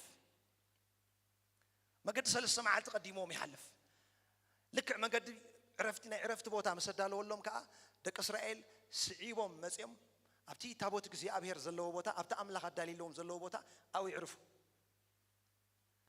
ልክዕ እንደገና ክነቕሉ ተደልዮም ከዓ ታቦት እግዚአብሔር ከምኡ ይቅድሞም ነይሩ እዚ ኣብ ብሉይ ኪዳን ምክንያቱ መጽሓፍ ቅዱስ እንታይ ይብለና ዘለዓለማዊ ዕረፍቲ ሙሴ ከም ዘይዕረፎም ደቂ እስራኤል ይነግረና ትዝህቦም ዝነበረ ኣምላኽ ዕረፍቲ ግዝያዊ ዕረፍቲ ጥራይ ከም ዝነበረ ንገለ እዋን ይዕርፉ ይኸዱ ንገለ እዋን ይዕርፉ ከም ዝነበረ እምበር ምልኣት ከም ዘይነበሩ እዩ ዝነግረና እዚ ከም ዘለዎ ናብ ሓድሽ ኪዳን እንድሕር ኣምፂና ግን ልክዕ ኢየሱስ ክርስቶስ ከዓ ሞይቱ ኣብ ሳልሳይ መዓልቲ ተንስዩ ካብቲ ዝሞተሉ ኣብ ሳልሳይ መዓልቲ ተንስዩ ሕጂ ኣብ ብሉይ ኪዳን ዝነበረ ታቦት እግዚአብሔር ግዝያዊ ዕረፍቲ ዘምጸሎም ነይሩ ኣብ ሓድሽ ኪዳን ሞይቱ ዝተንስእ ኣብ ሳልሳይ መዓልቲ ኢየሱስ ግን ዘለዓለማዊ ዕረፍቲ ንሰብ ኣምፂ ኣብ ልቢ ሰብ ዝቕመጥ ማንም ክወስዶ ዘይክእል ናይ ዘለዓለም ዕረፍቲ ኣብ መንፈስ ሰብ ዝቕመጥ ምክንያቱ ልክዕ ኢየሱስ ክርስቶስ ክመውት ከሎ ይኮንና ንዕሪፍና ምስ ተንስአ ኢና ዕሪፍና መጽሓፍ ቅዱስ ክዛረብ ከሎ ሮሜ ምዕራፍ 5 ምዕራፍ 4 መወዳእታ ጥቕሲ ኢየሱስ ክርስቶስ ስለ ኃጢአትና ይሞይቱ ኢሉ ስለ ጽድቅና ከዓ ተንስኡ ኢሉ ስለዚ ዕረፍቲ ኣብ ሞት ኣይኮነን ኣብ ኃጢአት ኣይኮነን ዘሎ ዕረፍቲ ኣብ ጽድቂ እዩ ዘሎ ስለዚ ኣብ ሳልሳይ መዓልቲ ክትስእ ከሎ ኢየሱስ ክርስቶስ በቲ ዝሃበና ውህበት ጽድቂ ኣብ ልቢ ነፍሲ ወከፍና ዕረፍቲ ኣትዩ እዚ ዕረፍቲ ከዓ ግዝያዊ ዝኳላለፍ ዘይኮነ ዘለዓለማዊ ማንም ክወስዶ ዘይክእል ማንም መጽኡ ሃይጃክ ክገብሮ ዘይክእል ዕረፍቲ ዘለዓለማዊ ምስ ሰማይ ዝተሓሓዘ ዕረፍቲ ሕጂ ልብኹም ፈትሽዎ ናይ እግዚአብሔር ዕረፍቲ መሊኡ ኣሎ ልብኹም ይዛረብ ኣለኹ ናይ እግዚአብሔር ዕረፍቲ መሊኡ ኣሎ ልብኹም ምክንያቱ እንድሕር ኢልና ኢየሱስ ክርስቶስ ሞይቱ ክትንስእ ከሎ ዘለዓለማዊ ዕረፍቲ ይሂብና ከመይ ዓይነት ዕረፍቲ ከመይ ዓይነት ሰላም ኣብ እግዚአብሔር ኣምላኽ ዘሎ ሰላም ምክንያቱ ናይ ጽድቂ ውህበት ምስ ሃበና መጽሓፍ ቅዱስ ክዛረብ ከሎ ኣብ ቅድሚ እግዚአብሔር ኣምላኽ ኢሉ እንታይ ኮይና ንሕና ሕጋውያን ኮይና ኣምላኽ ዝሰምዖም ሰባት ክንዛረብ ከለናስ እግዚአብሔር ኣለኹ ይሰምዕ ከም ዝብለና ጌርና እግዚአብሔር ስለዚ ምስ ኣምላኽ ምስ ዝርራብ ኣምላኽ ኣባኻ ክነብር ከሎ ከዓ ዘለዓለማዊ ዕረፍቲ እዩ ዘሎ ማንም ክወስዶ ዘይክእል ዕረፍቲ ኢየሱስ ክርስቶስ ጎይታ ኣሜን ስለዚ ኢየሱስ ክርስቶስ ኣብ ሳልሳይ መዓልቲ ምስ ተንስአ ውህበት ጽድቂ ክበና ከሎ ኣብ ቅድሚ ኣምላኽ እንታይ ጌርና እስከ ሕጋዊ ኣብ ቅድሚ ኣምላኽ ብሉ ኣብ ቅድሚ ኣምላኽ ሕጋውያን ጌርና ሕጂ ኣብ ምድሪ ክርስቶስ ደይብሎም ግን ብዙሕ መዓልታት ዝጽልዩ ብዙሕ መዓልታት ዝጾሙ ህሉ ይኽእሉ እዮም ግን ኣብ ቅድሚ ኣምላኽ ጸሎቶም ሕጋዊ ይኮነን ናትና ምስጢር እንታይ ኢሉ መጽሓፍ ቅዱስ ጸሎት ጻድቕ ብግብራ ኢሉ ብግብራስ ብዙሕ ሓተስልጥ ክብል ከሎ ናይ ጽድቂ ሓይሊ ይዛረብ ዘሎ ኣምላኽ ኣብ ውሽጥና ዘቐመጦ ናይ ጽድቂ ሓይሊ በታ ግብራ ናይቲ ጻድቕ ጸሎት ሲ ብዙሕ ሓተስልጥ ስለዚ እቲ ምስጢር ኣበይ ዘሎ መሲልኩም ንዓና ክርስቶስ ዝሃበና ሕጋዊ ቦታ እግዚአብሔር ክሰምዓና ዝኽእል እግዚአብሔር ክምልሰልና ዝኽእል ምስ እግዚአብሔር ክንዛራረበሉ ንኽእል ናብ ኣምላኽ ክንኣትወሉ ኣክሰስ ዘለና ቦታ እዩ ዝዛረብ ዘሎ ኢየሱስ ክርስቶስ ጎይታይ እስኪ ይዕሪፍ ኣለኹ በሎ በቲ ጎይታ ዝሃበኒ በሎ ይዕሪፍ ኣለኹ በሎ ይዕሪፍ ኣለኹ በሎ ይዕሪፍ ኣለኹ በሎ ኢየሱስ ክርስቶስ ጎይታ ኣሜን መጽሓፍ ቅዱስ ክዛረብ ከሎ ከምኡ ኢልዎም ኣብ ኢሳይያስ 63 ከብቲ ኢሉ ናብ ለሰ ከም ዝወርዳ መንፈስ እግዚአብሔር ከዓ ናብ ዕረፍቲ ይመርሖም ኢሉ መንፈስ ኣምላኽ ናበይ ይመርሖም ናብ ዕረፍቲ ይመርሖም ነቲ ዕረፍቲ ብኸመይ ገይሩ ገሊፅዎ መሲልኩም ከብቲ እንድሕር ናብ ለሰ ወሪደን ብፍጹም ክትመልሰና ኣይትኽእልን ኢኻ ለሰ ማለት ጽቡቕ ሳዕሪ ሻኻ ዘለዎ ሩባ ኩሉ ዘለዎ ማለት ሳዕርን ማይን ዘለዎ ስለዚ ልክዕ ናብኡ ምስ ወረዳ እሱ ጥራይ እቲ ቦታ ድሰማምዐን ብርግፅ እንስሳታት እየን ብጣዕሚ ኣብ ልበን ሓጎስ ዘለዎ ምክንያቱ ከምኡ ዓይነት ነገር ይንዐን ንስገን ዝሰማምዑ ስለዚ መጽሓፍ ቅዱስ ነቲ ናይ እግዚኣብሔር ዕረፍቲ ብኡ መሲልዎ ንሰን ናብኡ ወሪደን ከም ዝዕርፋ ናይ እግዚኣብሔር መንፈስ እቲ ዕረፍቲ ተኻኢሉ ንሰብ ዝሰማምዑ ዕረፍቲ ንኣእምሮ ሰብ ሰላም ዝህብ ዕረፍቲ ኢሉ ኣሜን ዶ ይሪኦ ኣለኹ ከምዚ እንዳተዛረብኩ ጓሂ ይኸይድ ኣሎ ኣሜን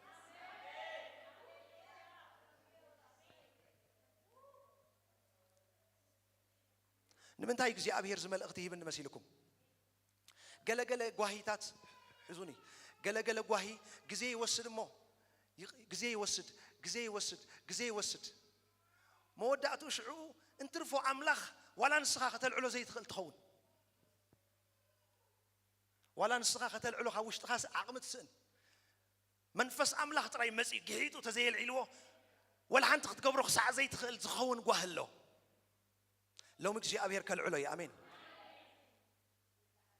ብናይ ቃሉ ሓይሊ ሎም መዓንቲ ተነቒሉ ኸይድ ኢየሱስ ክርስቶስ ጎይታ እዩ ስለዚ እዚ ዕረፍቲ እዚ ምስ ምንታይ ከተፀናፀሮ ስለ ዝደለኹ እየ ኣፍኮርስ ብዛዕባ ዕረፍቲ ውሉድ ኣምላኽ ስለ ዝኾንና ኩላትና ይርዳእና ሎሚ ግን ስፔሲፊክ መልእኽቲ ይዛረብ ኣለኹ ኣሜን ኣብዚ ቦታ ልቡ ግህዩ ዝመፀ ሰብ ኣለሁ ኣብ ሓዘን ኮይኑ ዝመፀ ሰብ ኣለሁ ሎም መዓንቲ በዚ ዕረፍቲ እዚ ክንቀል እዩ ኣሜን ዶ ልቢ ናይ ሰብ ሎም መዓንቲ በዚ ዕረፍቲ ክዝነን እዩ ኣሜን እዚ ዓይነት ከምዚ ዓይነት ጓሂ እግዚኣብሔር ኣምላኽ መፂዩ ዲግ ገይሩ ኩዒቱ بمنفسه بناي قالو قبات كعيتو تزيلقيسو ولا حنت تقبرو يتخلنيها ولا حنت تقبرو يتخلنيها يسوع كريستوس كزارب كله انتايلو اتم صور زخبدكم يلو ناباي نعو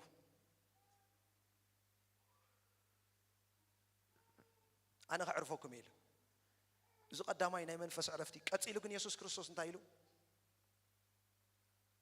كاباي تمهرو نرؤسكم كا ننفسكم يا تبل تقال ننفسكم كا عرفت خطرهم بيهم حجي تزارب زلخو بزعبا ناي نفس عرفتي تزارب زلخو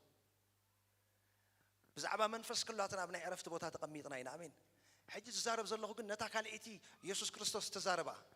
انتايلو كاباي تمهرو حجي وي نعي تختلو وي انا زغبركو وغبرو مو نفسهم عرفت تركبيها وي امرهم عرفت تركبي مغنياتو نحنا ناي منفس عرفت زرخبنا يسوع كريستوس بمماتن بتنسوني حجي سمعوا يسوع كريستوس مويتن تنسيل ناي منفس عرفت رخبنا هنا كن بزح سبب قهلو انتي مسيلكم نفسو كاب يسوع سلا زي تمهرتي نفسو بنا يسوع منفس ام نفسو تقميط له سلا زي وصي ስለዚህ ጎይታ ዝመልእኽቲ ክበን ከሎ ሎማ ዓንቲ ዝነገር ከለይ እቲ ሰብ ከዓ ክሓልፍ እዩ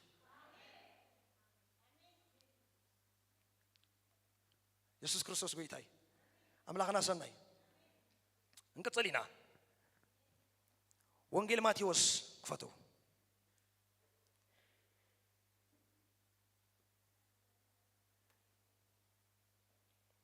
ወንጌል ማቴዎስ ምዕራፍ 6 ኢየሱስ ሓደ ነገር ተዛሪበለው ብዛዕባ ምቅዳም ዝዛረብ ስለዘለኹ ወይ ቀዲምካ ምሕላፍ ይዛረብ ስለዘለኹ አው ሓደ ምስጢር ተዛሪበለው ዮሐንስ ማቴዎስ ምዕራፍ 6 ፍቅድ 33 እንታይ ኢሉ ቀድም ኢሉ መንግስት አምላኹን ጽድቁን ድለዩ እዚ ሁሉ ድማ ይውሰኸልኩም ኢሉ ስለዚህ አርእስተይ ከይትስሕትዎ ብዛዕባ ንቅድሚት ምሕላፍ ወይ ድማ ቀዲምካ ምሕላፍ ይተዛረብ ዘለኹ ስለዚህ ጎይታ ኢየሱስ ክርስቶስ አብዝ እንታይ ኢሉ ቀድም መንግስት አምላኽን እንታይ ድለዩ ጽድቁን ድለዩ እንታይ ማለት እዩ ቀድም መንግስት አምላኽን ጽድቁን ድለዩ ካልእኻ ሁሉ ይውሰኸልኩም እዩ መቸም ዛ ጥቅስ መውጽኢት አፍና ይኹሉ ሻዕ ምክንያቱ ኢየሱስ ክርስቶስ ተዛረቦ ስለዝኾነ ኩላትና ኢና ንፈልጣ ግን እንታይ እቲ ምስጢራ ቀድም መንግስት አምላኽን ጽድቁን ድለዩ ድሓር ከዓ ኩሉ ንዓኹም ዘድሊ ዘበለ ኢልዎም ክውሰኸልኩም እዩ ሕጂ ዘድሊ ዘሎ ዝብሎም ዘሎ ትሕት ኢሉ እንድሕሪኢኹሞ ብክዳን ኣይትጨነቁ ብመግቢ ትጨነቁ ካልእ ኸማን ኣይኮነን በዘን ክልተ ኢልዎም ሰብ ዘን ክልተ እንድሕር ረኺቡ ወላ ሓንቲ ኣይዝክረካን ይኸማን ንሰብ ሸበድበት ዘብሎ ዘን ክልተ ሐዋርያት ሓደ ጊዜ ኸም ኢሎሞ ጴጥሮስ ከም ኢሉ ንሕና ንበልዖን ንኽደኖን ንበልዖን ተረኺብና ይኣኽለና እዩ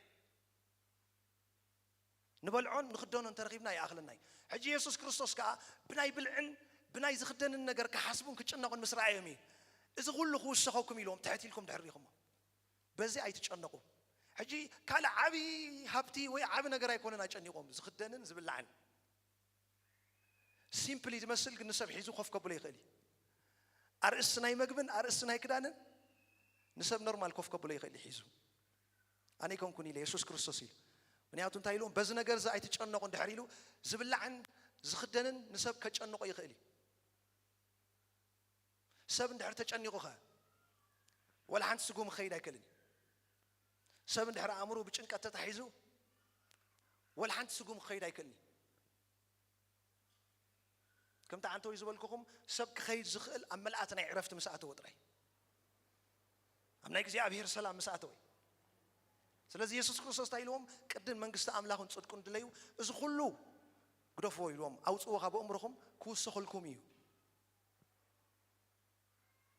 ክውሰኸልኩም ኢልዎም ዋላ ከይሓተትኩም ክውሰኸልኩም እዩ ነዚ እዩ ናይ ሰማይ ኣቦኹም ከይለመንኩሞ ዘድልየኩም ኩሉ እንታይ ይገብር እዩ ይፈልጥ እዩ ከይለመንካዮስ ከይለመንክዮ እንታይ የድሊካ ኣሎ ሕጂ ይፈልጥ እግዚኣብሔር ዋላ ሓንቲ ቃል ከይውፅኻ የድለኩም ዘለኹ ግደፍዎ እሞ ንሓደ ነገር ንኽትልምን ጥራይ ሰዓታት ጸሊኻ ኣይኮነን ድብለኩም ዘለኹ ከይለመንካ ከይጸለኻ እቲ ኣድሊካ ዘሎ ነገር ይፈልጥ እዩ እግዚኣብሔር ስጋዕ ከምዚ ኣምላኽ ዝቕድም ኣብኡ ደልያ ዘለኹ ግን ሕጂ ክንዛረበላ ደልየ ዘለኹ ቅድም መንግስቲ ኣምላኽን ጽድቁን ድለዩ ማለት ኩሉ ግደፍዎ ናብቲ ናይ እግዚኣብሔር ኣምላኽ ጥራይ ቀዲምኩም ሕለፉ ማለት እዩ ኩሉ ግደፎ ናብቲ እግዚኣብሔር ሂብካ ዘሎ ድምፂ ናብኡ ጥራይ ቀዲምካ ሕለፍ ማለት እዩ ምክንያቱ ካብ ኩሉ ዝበልፅ ናይ እግዚኣብሔር ድምፂ እዩ ስለዚ ምስቲ ዝመፀልካ ናይ እግዚኣብሔር ድምፂ ክትሓልፍ እንተዘይክኢልካ እቲ ልክዕ ጎይታ ኢየሱስ ኢልዎ ዘሎ ኣብ ዙርያኻ ኮይኑ ዝሕዘካ ብዙሕ ነገራት እዩ ዘሎ ብዙሕ ነገራት ንእምሮኻ ጨቢጡ ዝሕዝ ብዙሕ ነገራት እዩ ዘሎ ስለዚ ኢየሱስ ምፅእ ኢሉ ኣናጊፍዎም እዩ ቅድም መንግስቲ ኣምላኽን ጽድቁን ድለዩ ካልእ ከዓ ኩሉ እንታይ ክገብረልኩም ኢልዎም ክውሰኸልኩም እዩ ብዛዕባ መንግስቲ ኣምላኽን ጽድቁን ምድላይ ማለት እንታይ ማለት እዩ ንሕና ሕጂ ጽድቂ ኣምላኽ ዝተቐበልና ሰባት ኢና ብዛዕባ መንግስቲ ኣምላኽን ጽድቁን ድለዩ ማለት ልክዕ ናብቲ እግዚኣብሔር ዝመርሓካ ዘሎ ቦታ ናብኡ ጥራይ ምኻድ ማለት እዩ ናብኡ ጥራይ ሓሊፍካ ምኻድ ማለት እዩ ምክንያቱ ናይ ምድሪ ነገር ኣብ ምድሪ ዝግበር ማንኛውም ኣክቲቪቲ ንእግዚኣብሔር ኣምላኽ ኣይሰማማዕኒ ኩሉ ድሕር ሪኢኹሞ ካልእ ግደፍዎ ኣብ ምድሪ ዘሎ ኩሉ ግደፍዎ ሞ ስጋና ኸማን ኩሉ ሻዕ እንተዘይተጠንቂቕናሉ ኣንጻር ኣምላኽ እዩ ትሰርሕ ምክንያቱ መጽሓፍ ቅዱስ እንታይ ኢሉ ሓሳብ ስጋን ሓሳብ መንፈስን እንታይ እዩ ክልቲኡ ጽልኢ ኢልዎ ግደፍዎ ሞ ኣብቲ ዝወደቐ ዘሎ ዓለም ግደፍዎ እቲ ኣባና ዘሎ ሮሜ ምዕራፍ 7 ኢልዎ ዘሎ አባና ዘሎ ሐሳብ ስጋ በመንፈስ ጌርኩም ቅተልዎ ዝተባሃልና እሱ ከማን ምስ አምላኽ ተጻራሪ እዩ ሕጂ ኣብ ምድር ዘሎ ነገር ንእግዚአብሔር ወላ ሓንቲ ነገር አይምቸን እዩ ንእግዚአብሔር ዝምቸኦ ንመንግስቱ ዝምቸኦ ንጽድቁ ዝምቸኦ ናይ ሰማይ ሐሳብ ጥራይ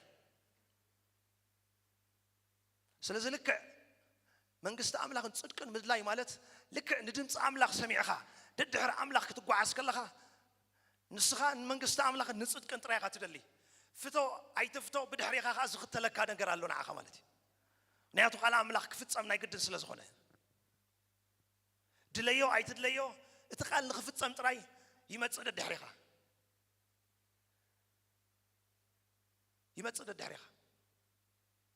ንዓኻ ዘድሊ ነገር ቅድም ይመጽእ ንስኻ ክትገብሮ ዘለካ ግን ቅድም ንድምጽ አምላኽ ክትሰማዕ ኣለካ ቅድም አምላኽ ናብ ዝመርሓካ ክትከይድ ኣለካ ቅድም አምላኽ ዝበለካ ነገር ንምውሳን ድልው ክትከውን ኣለካ ድሕሪናዮ ሙሴ ኣብ ታዕንተ ወይ ዘርአኹም ጽሑፍ ንእግዚአብሔር አምላኽ ይእዝዞ እዩ ነይሩ እግዚአብሔር ብሎ ተንስእ ጸላእትኻ ፋሕ ይበሉ እግዚአብሔር ይትንስእ ልክ ዓቦቶም ምስ በጽሑኸ ሙሴ ይዛረብ እግዚአብሔር ሕጂ ኸፈል ናብታ ኣላፍ ዝኾነ ህዝቢ እስራኤል ተመለስ ብሎ ስለዚ ዋዩ ክሳዕ ክንድዚ እግዚአብሔር ንሙሴ ክሰምዖ ኽኢሉ ጥቃል ከይከብደና እምበር ሊተራሊ ይእዝዞ እዩ ዘሎ ንእግዚአብሔር ብልሙነ ኣይኮነን ዘሎ ብስልጣን ኦርደር ዝገብሮ ዘሎ እግዚአብሔር ተስእ ብድሕሪኡ ኸ ጸላእትኻ ፋሕ ይበሉ ውፃእ ቅድሜና ኢሉ መጽሓፍ ቅዱስ እግዚአብሔር ይወፅእ ልክ ኣብቲ ዝበደለይዎ ቦታ ምስ በጽሑ እግዚአብሔር ንዓጂ ተመለስ ይብሎ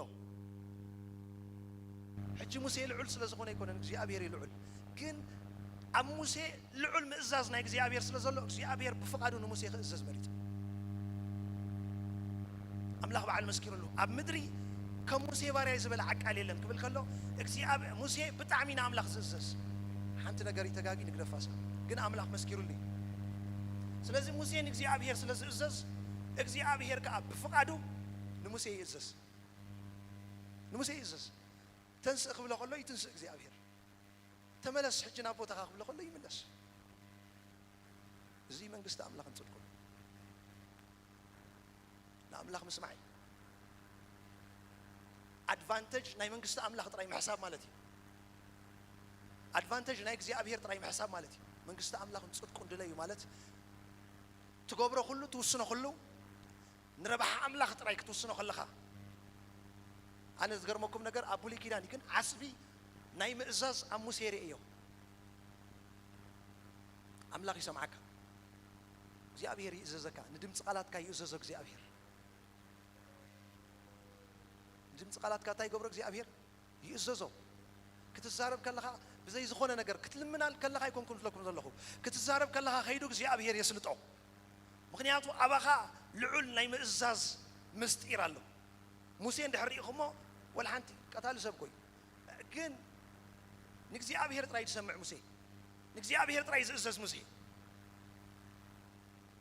ምስ መፁ ኣብ ምድረ በዳ ምክንያቱ ነዊሕ ተኣዚዝዎ ይመፅእ ንበይኖም የሂርዎ ብዙሕ ህይወት የመሕሊፎም ምስ ሙሴን ኣምላኽን ሙሴን ንበይኖም ሽዑ እንድሕር ሪኢናዮ ግን ኣምላኽ ክእዘዞ ጀሚሩ ነዚ ኣብ ኢሳያስ 63 ከምኡ ይብል እግዚአብሔር ኢሳያስ 63 ብዝመፅእ ነገር ሕቶቱኒ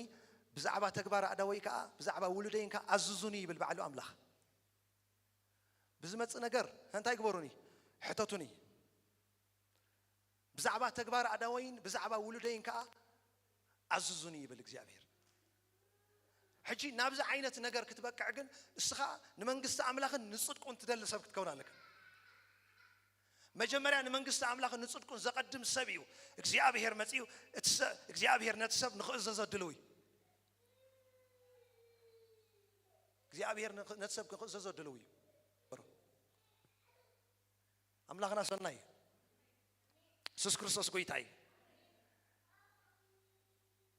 ክብርና ኣምላኽ ይኹን እስኪ ብሽም ኢየሱስ ክርስቶስ በሉ ንመንግስቲ ኣምላኽን ንጽድቁን እየ ዝደሊ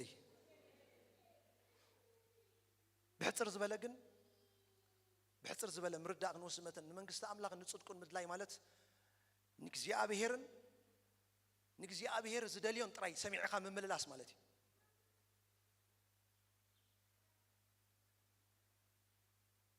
ምክንያቱ መንግስቲ ኣምላኽ ዝብል ሓሳብ ተተላዒሉ ኣዝዩ ይሰፊሕ እዩ ግን ብቕልል ዝበለ ክርዳእና መንግስቲ ኣምላኽ ድለ ማለት እንታይ ማለት እዩ ተልና ኣምላኽ ዝደልዮን ጥራይ ሰሚዕኻ ምምልላስ እዚ ሰብ እዚ ንጽድቃ ንመንግስቲ ኣምላኽን ንጽድቅን ዘቀደመ ሰብ ማለት እዩ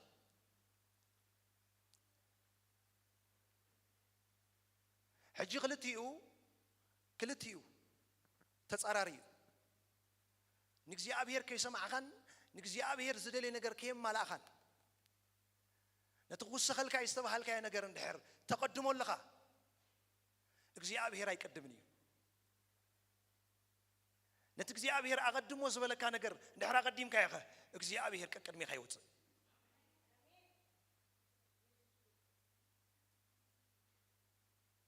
ንያቱ መጽሓፍ ቅዱስ ዓንተይ ክንኣቱ ከለና ኢለኩም ኣምላኽ ናይ ቅድሚት ኣምላኽ እዩ ዛስዋይ ኣብ ኢሳያስ እንድሕሪኹም ኣነ ቀቅድሚኻ ክወፅእ እየ ኢሉ ኣነ ምንታይ ክኸውን እየ ቀቅድሚኻ ክወፅእ እየ ኢየሱስ ጎይታ እዩ ካልእ ግብረ ሐዋርያት ክንከፍት ኢና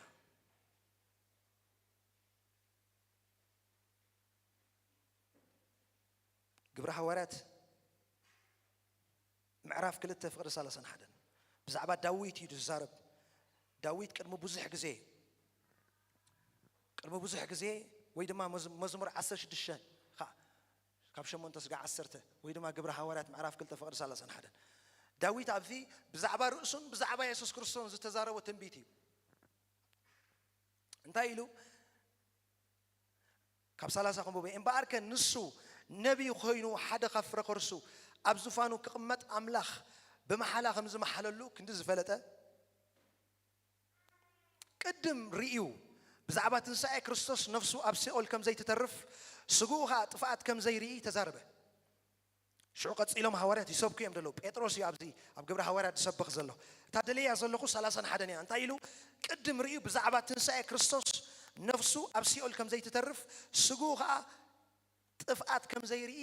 ተዛረበ ኢሉ ስለዚ መን እዩ ዝዛረብ ዘሎ ዳዊት እዩ ዝዛረብ ዘሎ ይንበሎ ኣብ መዝሙር 16 ካብ 8 እስካብ 10 ፍቅዲ ዘሎ ዳዊት እዩ ተዛሪቡ እንታይ ኢሉ ተዛሪቡ ብመንፈስ ትንቢት ኮይኑ ንሞትን ትንሣኤን ናይ ኢየሱስ ክርስቶስ ርእይዎ ስለዚ ኢየሱስ ክርስቶስ ከም ዝትንስእ ኢየሱስ ክርስቶስ ምስ ተንስአ ኸዓ ዳዊት ኣብ ሲኦል ከም ዘይተርፍ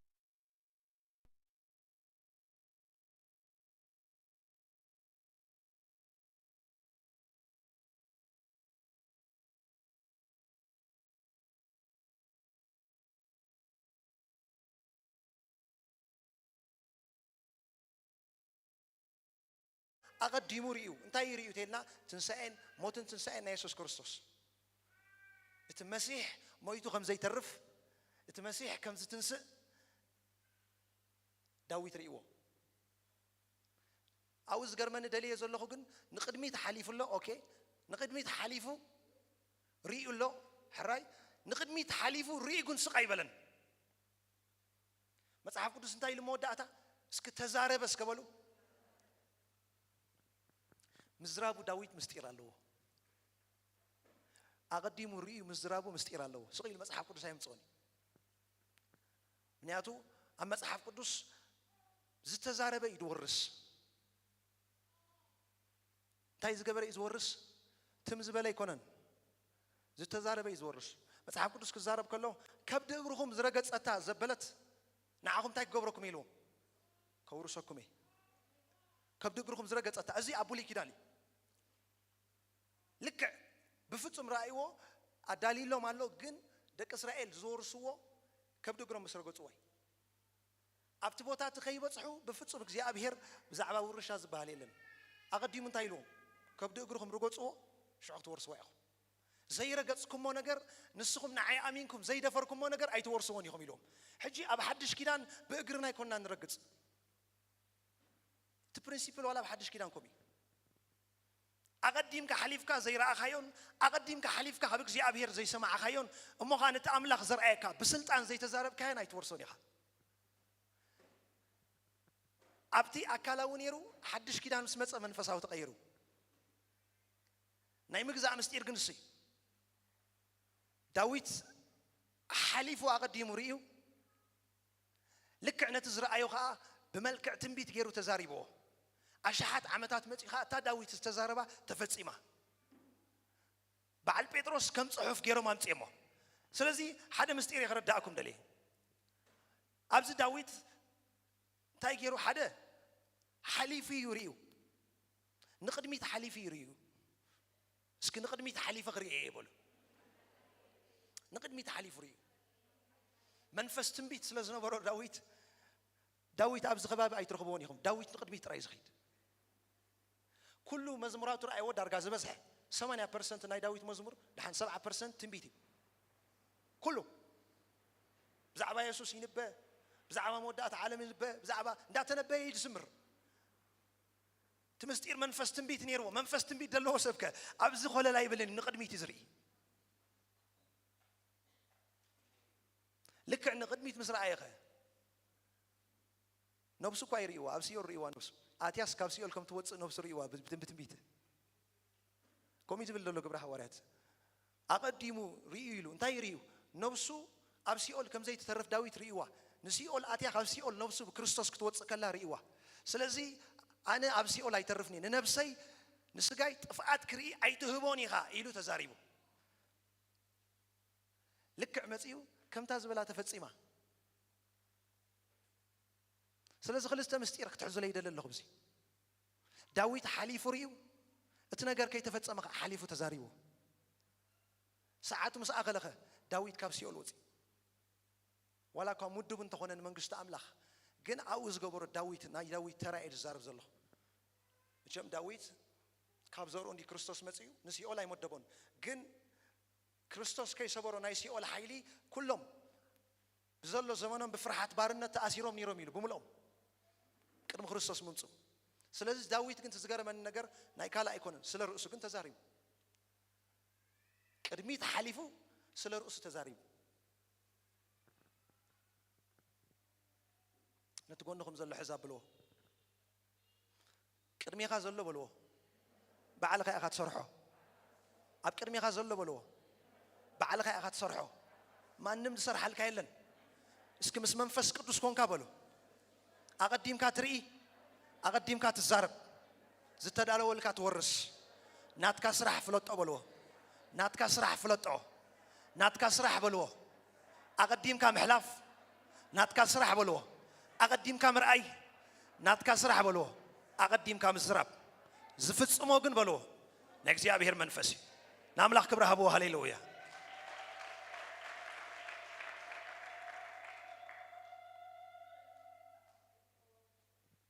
سلازي داويت انتي يجرو بحصر زبالة حدا بزعبات تنسى كريستوس يتنبي قال أي نفسه أبسيول كم زي تترفيه تزاريبه سالساي سجو طفات كم زيري بعلو ديكلير غيرو سجاي طفات هيرني يلو بعلو تزاريو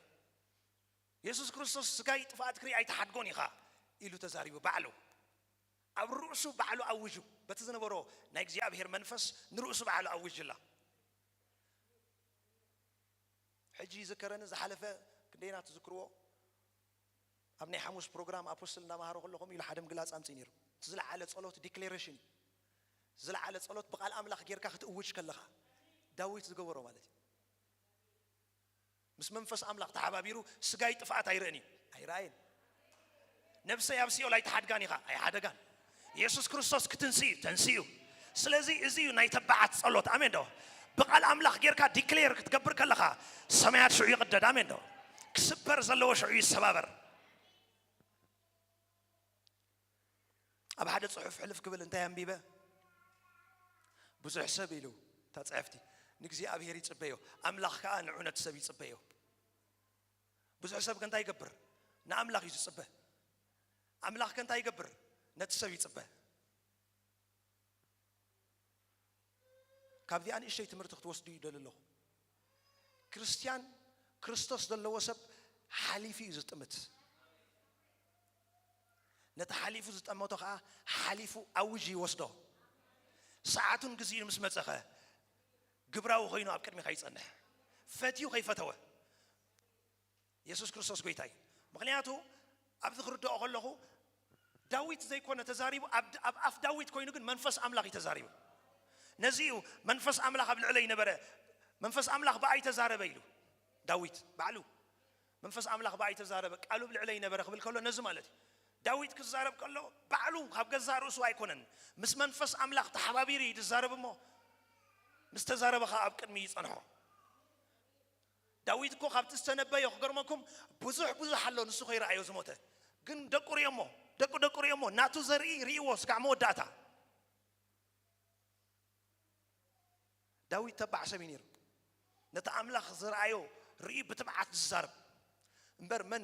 መን ክዛረብ ይኽእል ብዛዕባ ሲኦል ኣብቲ ሽዑ እዋን ሲኦል ኣትየ ክወፅእ ክትብል በየናይ ዓቕሚ ኢየሱስ እኮ ይመፀን ዘሎ ግን ኣነ ሲኦል ከኣትየ ስጋይ ከዓ ጥፍኣት ኣይርእን ካብኡ ክወፅእ መን ክብል ይኽእል እዚ ዓቕሚ እዚ ሕጂ ኢየሱስ ስለ ዝረኸብና ይቐሊል ንዓና እምበር ኣብቲ ግዜ ትኾንካ ኣነ ናብ ጥፍኣት ከኣትየ ናብ ሲኦል ግን ከዓ ክወፅእ بخمسة عينة بولدنس مس منفس أملاك كوين تزاريبو سلازي حجي سمعون خنقرأكم ناتكم سيول كاب ناتكم نجار كاب نسيول مئتاوز عباي كورن تزخبنا نجار سيول آتي خموتاي زبرت عنا نجار ناب سيول آتي خا موتاي سلازي ركض أنياء أما أخلنا كابز زنسمبر كابز عبنا نجار يلنا آمين ده لومي زودا قن دحرالو ختنسي دوز بلن دحرالو خنك أساقس لومي من كساقس أبي يقولو خنك أساقسي مويتوز مسل نجار هيوت كركبيو بيسوس ميزار بالله هيوت كركبيو بشيم يسوس أب هيوت كي هيوت كركبيو لما أنتي أمنات كان نجار هيوت كاتي آمين ده يسوس كريستوس قويتاي نيمود ده تحنت قال كنرينا كلاتنا ماتيوس ونجيل ماتيوس إسرائيل شو منتن شو عاتن كفتينا نزرينا نبصلوت كن أتوينا خبرنا أملاك يخون ماتيوس إسرائيل شو منتن ماتيوس إسرائيل شو منتن شو عات أوكي التاريخ بزعبة حدا نجري تزارب بزعبة من تاي تزارب إيفن أب ونجيل ماركوس 10 له ونجيل ماركوس 10 الشخاء له يسوع كريستوس مستنسئ حدا كود تزاريبهم دك مزامرتو أقدموا في الله بتماركوس 10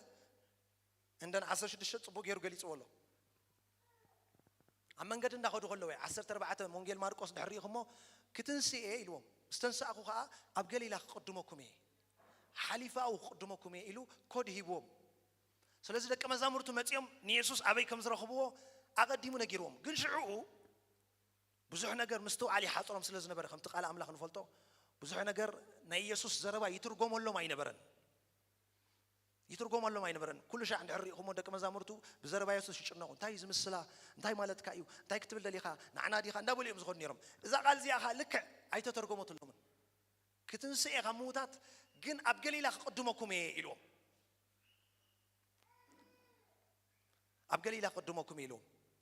لك يسوع كريستوس مويتو مسموته اتسوم يسوع كريستوس زبولهم قال أبتشعوان سلزي يستوعلوا رسيعمه امبر مسموته مصحف قدس تايتنا وانجيل يوحنس أب جزات عاتيم نيرم يزبل بقى فريحهم جزات عاتيم نيرم توم قالوا وانجيلات كقولت وخلوه جن أب جزا قليت عاتون جن حواري تاب شباب بدكم زنبرو وانجيل لقاس نرينا قليهم تصفى قريص أم يخدو خمس نبرو ماتيوس لك ماركوس تقولت وخا اللوكيشن ناتو ما يجلس نيجن توم حواري تشبيرهم فريحهم كم زنبرو تصفى قريص أم كم زنبرو جن حنتي كوديم رسيعهم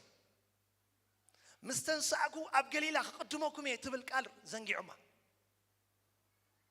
نجيروهم كو يسوس أقدموا حليفو دحري موتو دحري سكياتو دحري مقبارو تنسلس سماعلتي نعوم نايجينك معلت مخانن يسوس تاجيرون اسكا أقدموا حليفو بلو قدموا حليفو اسكا بلو سلازي قدموا حليفو ريون تنسلس سماعلتي خجرناقو مخانو أواشعو أنا نتاع صحفتي كوديا إليها بكا كوديا مستنسأه نقلي لا قدمكم أو نرخب إلهم زي أصل الزرس عواجن حوارات بس موته بفلا يسوع كريستوس بتعم يمزدون قصة شباب بديلهم قال يوم تصفى قريتهم يوحنس قلت أخلو بيتروس زمرحهم نام مكفاف عصات مليسهم إلو حوسوس إلهم قن حنت نقر حنت قال يمرسيهم أبقلي لا نرخب كم زبولهم يسوع يمرسيهم كلا يكون تخيلهم نابقلي لا نابدبر زيت انتزخدوا عوام صنهم يسوع نزيام الزنق عواجن فايلهم ቃል አምላኽ ምኽፋት ቃልካ የብርህ ዝብል ሎሚ ኣብ ኣእምሮኹም ቃል ኣምላኽ ክበርህ ኣሜን ኣምላኽ ዘከር ዝነገረኩም ኩሉ ክትዝክርዎ ኢኹም ብናይ ብርሃን ቃል ኣምላኽ ኣእምሮኹም ይባርኹ ኣለኹ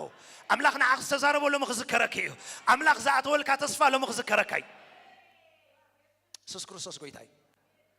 ስለዚ ኣብ ገሊላ ንራኸብ ከም ዝበሎም ረሲዖሞ ብድሕሪኡ ማቴዎስ 28:7 ይንብብ ኣለኹ ኣቐዲመ እቲ ድሕረ ባይቱ እየ ክነግረኩም ፀኒሐ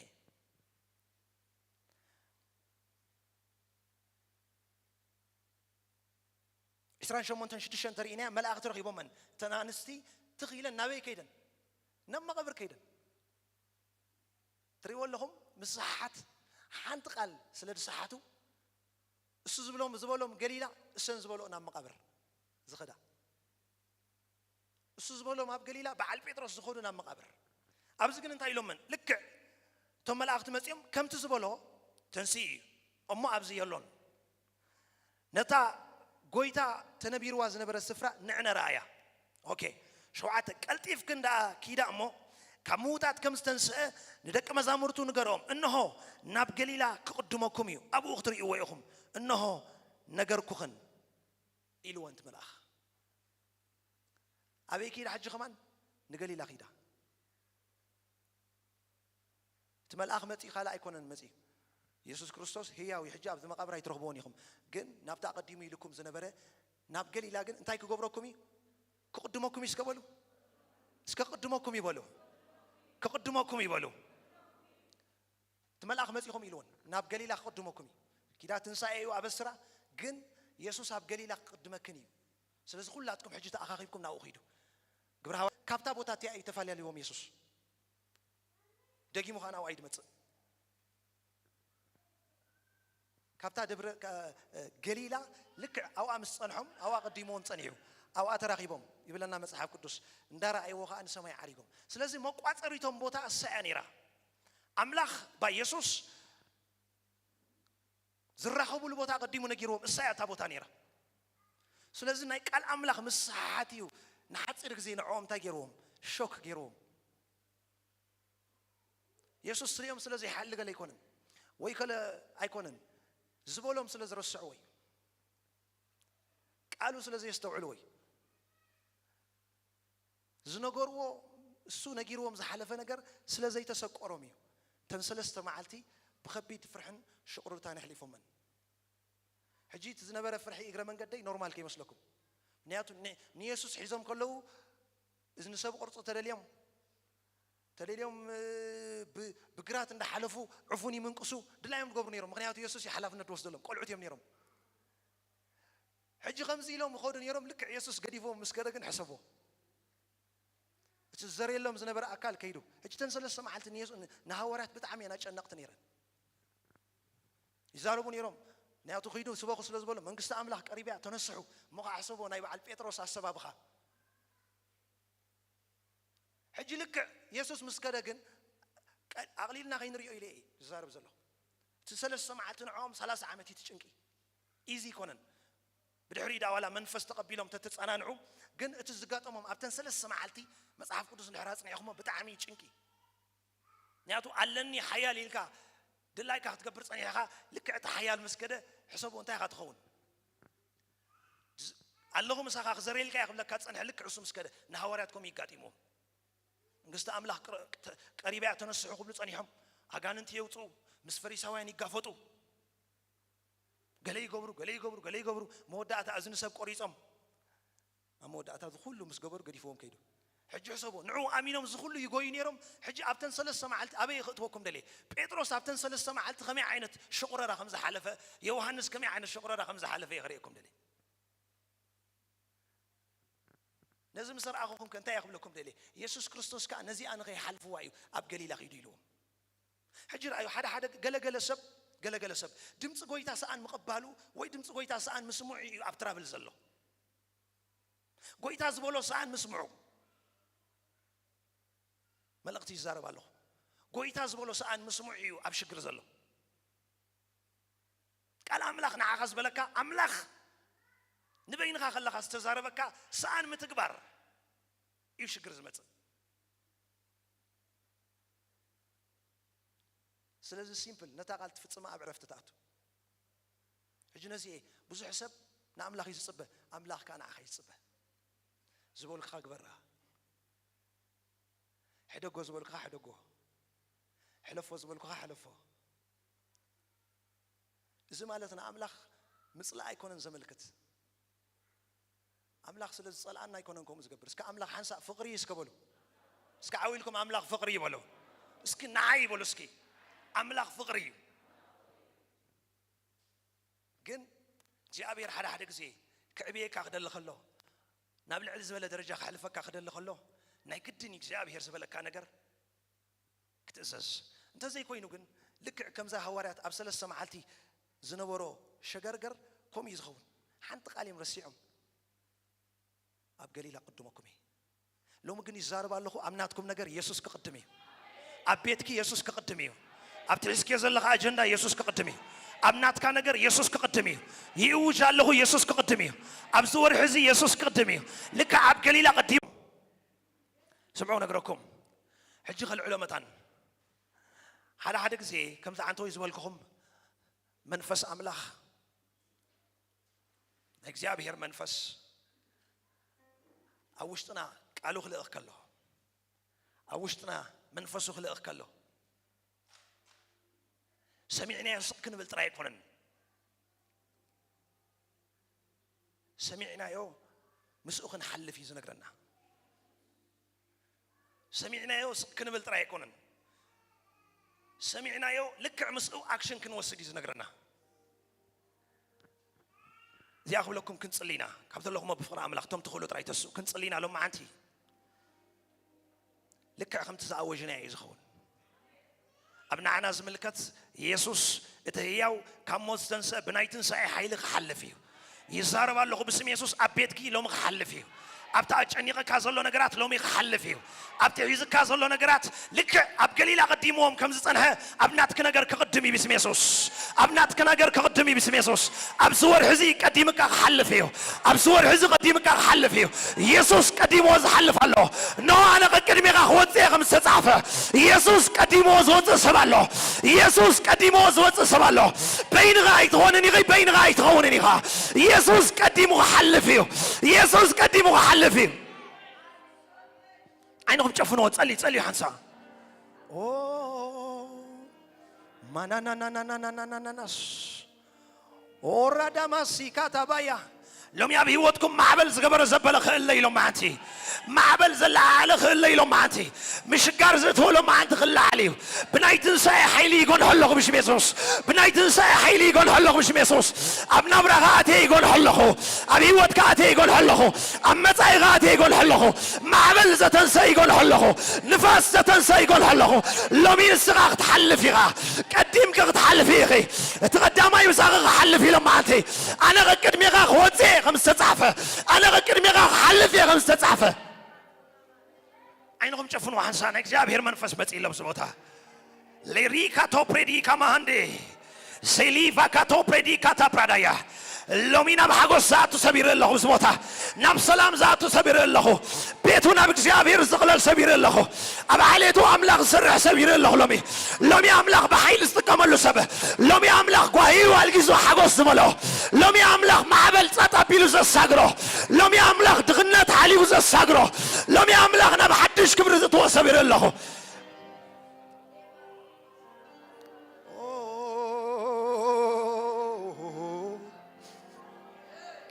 Elavana masse, vala basakataya. Elavana masakatabaya. ليبراديا كاس اتوجي بس منفس املاككم ابت معبل كوين زلو نغركم حجندا تزاربنا كله خليو هللويا انا املاك تزاربني لومي زحلف سبالو نقدمي تزحلف سبالو الينا حدا سب كحلف يا لمعتي نابزور عزن حلفه زور عزن شيطان كتقدمي يا اخي زور عزن سبات كتقدمي غا زور عزن خفو نغر كتقدمي غا لومي املاك زودمو سبالو بليفرا كاندو فهيدا Palika to pradaya, Rina mande Fredika taprada. Iblanana እግዚአብሔር መንፈስ እርዲያሪ ቆም ዝፈረሰ ሎሚ አፍሪሰ ዘሳግሮ ሰባሎ ሎሚ ፈሪሱን ሳገር ሰባሎ እርድታት ክፈርስ ያብ ቅድሜኺ ደው ዘበለካ ክፈርስ ይብ ቅድሜኻ ኣብዚ ወርዒ ዘሸገረካ ኣብዚ ቅድመት ዘሎ ወርዒ ክትሰኖ ኢኻ ሃሌሉያ ራባባባባባባባባባባባባ ሊብራዲያ ኮፓሪዳ محلاف زدل سبتراي مساي تصلحش ابز ورعزه انا قديمه حلف يدل يسبله مغنياتو املاح تزاري منيو حدا سبلومي زليلو حلف سبالو اغارو كم نايراب زهون سبالو اندا زلل حلف سبالو اندا نترز حلف سبالو ابلع الشكر زنتر سبالو ابلع الغنات زنتر سبالو ابلع الامام زنتر سبالو اكرادو فريدا باردا راتيكا تو براديها Malika to pradina mahata.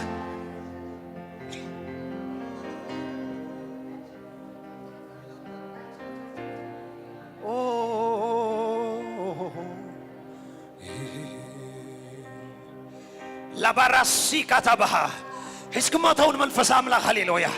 Librada kato pradina mahataya. لومي زغفت معاصي يزرس الله منفس أملاق مساق خيدي زغفت معاصي الله زغفت معاصي الله زغفت معاصي الله زغفت معاصي الله لومي زغفت معاصي الله راتو باكاتا يا تسلي تسلي تسلي تسلي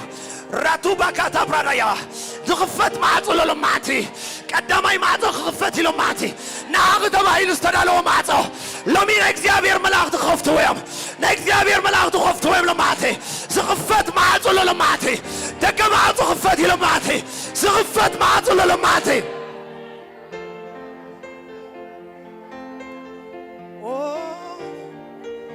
إبراديا كوباريدا باراكاسا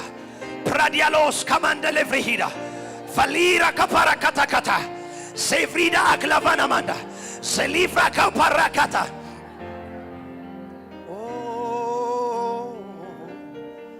لا باتي كاتا براداس زغفت معاصي الله لمعتي زغفت معاصي الله لمعتي بزي قدس توسد عمتات لو من اكزيابير ملاك غفتي لو من اكزيابير ملاك غفتي لو من اكزيابير ملاك غفتي زغفت معاصي قويتا زرين سلو بحيل زمعاتو كغفت يا هللويا نبزور عزب حقوس آتي غلقي نبزور عزب سلامات يغلقها نبزور عزب فوسات يغلقها نبزور عزب حيلات يغلقي نبزور عزب بزقات يغلقها نبزور عزب بغباتات يغلقها نبزور عزب حيلات يغلقي نبزور عزب بغباتات يغلقها اي باراتيكا باروسكي ليفراديا كو باراتايا صلي عنسا برادياس كاتايا حنسا زحلف حيل العج حنسا حليفو معاتو السبرالو حنسا حليفو السماعات سلوطالو اتموسفيرك شفت خونيو ناتموسفيرك شفت خونيو كنا تاتكا غلواتي لمعاتي كنا تاتكا غلواتي لمعاتي حيل غحلف يغلواتي كبر غحلف يغلواتي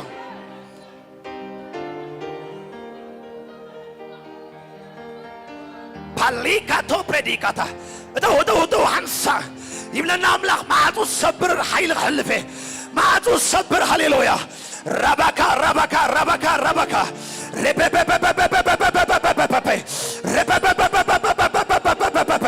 ليبرا دياكو باريكا تايا باوري ألبش ميسوس معاتو الصبر حيلي معاتو حشم شمزب الحيلي أغاور زفنا غلايك يابير حيلي لابرا دياكو باردا Bala bala bala bala balas. Ratikato pradikataya. Fatikato pradikataya. Oh, hey. La pradiako para hansai tutso. Nam nagaratkum zahalf haylelo maat. زتعاطو معاطو زغفت امين دو انا معاطوتات كغفت كل يسري زلخو بصح معاطوتات امين دو مريتو نوي حمد زغبره لو من اي اغزيابير منفس يخفت الله اي كفتني يسبله هللويا تسفاز تولصو معاطو لو مي معصر تزبطاطس قبات مصيلو هللويا باليكاتو بارينا هاتي زفريدا كباراكاتايا راتوبا كاتابراليدها راناماندا ليفرا كاتايا شليفرا ديا كاتايا حليف اندسر هي هللويا زتعاطو لبطات يغفتها له لمعتي زتعاطو لبطات يغفتها له هللويا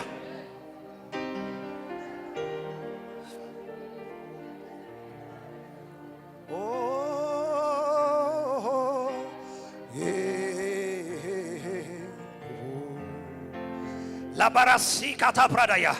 ሎሚ እንታይር ለኹ ዝፍንቀል ከውሕታት የዝር ዘሎ ሃሌሉያ ዝፍንቀል ከውሕታት አሜን ናይ በረኸት ከውሕታት ክፍንቀል ከሎ ልክ ሙሴ ካብ ከውሂ ማይ ከም ዘፍለቀ ሃሌሉያ ናትከ በረኸት ክፈልቕ ኢሎም ማዕቲ ናትከ ኃይል ክፈልቕ ኢሎም ማዕቲ ናትከ ነገር ክፈልቕ ኢሎም ማዕቲ ካብ ዘይከውን ነገር ማይ ከም ዝወፀ ካብ ከውሂ ማይ ከም ዝወፀ ናትከ ኃይል ክፈልቕ ኢሎም ማዕቲ ናይ ቤት በረኸት ክፈልቕ ኢሎም ናትከ ምድሓን ክፈልቕ ኢሎም ማዕቲ ላብራዲያኮስ ካሊብራሃ ቃል አምላክ ዛረብኩም ይልሎ ከበላይ ብልዕሙፃ ልማት ካይሎ ሃሌሉያ ሎሚ ነገራት ካዝበላይ ከተፈዩ ሃሌሉያ አምላክ ሐሊፉ ከተፈዩ ናይ እግዚአብሔር ይድ ሐሊፋ ከተፈያ ሎሚ ምርኩዝ ምለሰሉ ሰባሎ አምላክ ከበላይ ብልዕሙፃ ልማድዮ ዝተበላዓከ ምለስ ይለማዓቲ ዝተወስደካ ምለስ ይሎሚ ሎሚ ዝወር እዚ ውሻለኹ ከበላይ ብልዕሙፃ ልማዱ አምላክ እዩ ሎሚ ክምለስ ይናትካ ነገር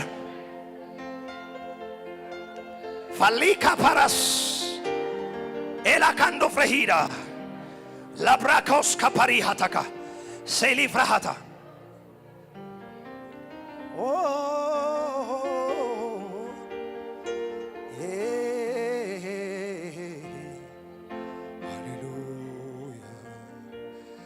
librakos kaparadavaya liblen lo amlakh zgubayn abzbor hizb hayl tasagiriyo بحيل تساجيريو بحيل تساجيريو تساجير كي غبش ميسوس تساجير كي غبش ميسوس نقدميت حليف كي غبش ميسوس نطلعت تعيس كحليف كايغا ننقرات كتعيس كحليف كايغا نخونتات كتعيس كحليف كيغي زور هنا غفولية ورحيو زور هنا غناي كبر ورحيو ناي حيلي ورحيو ناي محلاف ورحيو ناي متحاس ورحيو ناي مقدام ورحيو اسكي قديم الله اسكبلو قديم الله بلو قديم الله بلو يسوس قويتاي سمعنا غنقركم يسوس قويتاي تردينا متى كنزارب سمعوني سيطان ني يهودا بانت نغري تصاويت له وانجيل يوحنس كزارب كله سيطان كا قدم ابلبي يهودا حساب يتيلو ስለዚህ ይሁዳ خلقوني يكونن سيطان ስለዚህ قدمو ጥራይ ሎሚ ይዛረባለሁ ንጸላይ ቀዲም ከየለኺ ንጸላይ ቀዲም ከየለኻ ጥፋት ናይ ቤት ካስ ደሊ ቀዲም ከየለኻ ሎሚ ቀዲም ከየለኺ ሎሚ ቀዲም ከየለኺ እስኪ ቀዲም የለኹ እስከበሎ ቀዲም የለኹ በሎ አቤተይ ቀዲም የለኹ አብይወተይ ቀዲም የለኹ አልዓሌተይ ቀዲም የለኹ እስኪ በኢየሱስ ስም በሎ የማናይትኩም ሐፋብሎ አንሳ ተረዲኩም አንሳ መሳይ ከተዛረብኩም አብዝ ቦታ ዘፈጽሙ ናይ እግዚአብሔር መላእክት አለው ዘፈጽሙ ናይ እግዚአብሔር ቅባት አለው ዳዊት ተዛሪቡ ትንቢቱም ተፈጸመ ሎሚ ካብ ቃላፍ ክዝወጽ ክፍጸሚ ሃሌሉያ ሎሚ ስጋት ተዛረቦ ክፍጸሚ ሃሌሉያ ቃል አምላክ ተዛረብ ከለኻ ክፍጸሚ አሜን ነው የማናይልኩም አፋ ብሎ ሃሌሉያ እስኪ አቤተይ ቀዲሜ ብሎ አብናተይ ነገር ቀዲሜ አበረኸተይ ቀዲሜ አብዝወር ዕዝ ቀዲሜ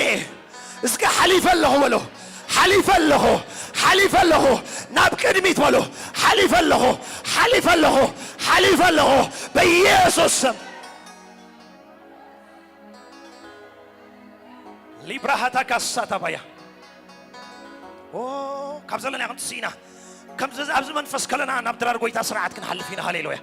كابزل لهم موت سيهم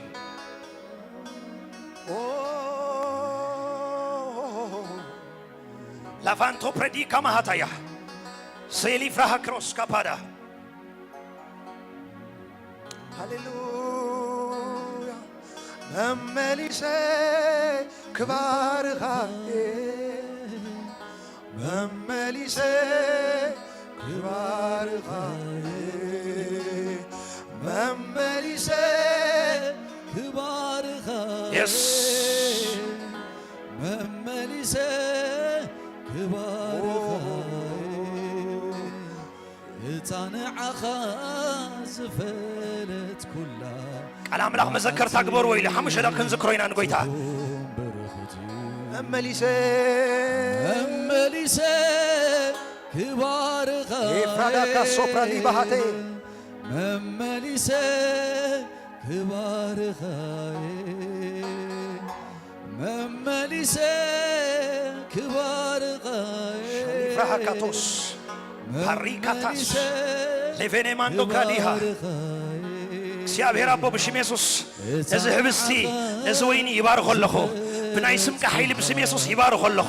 ብናይ ስምካ ሓይሊ ይባርኮ ኣለኹ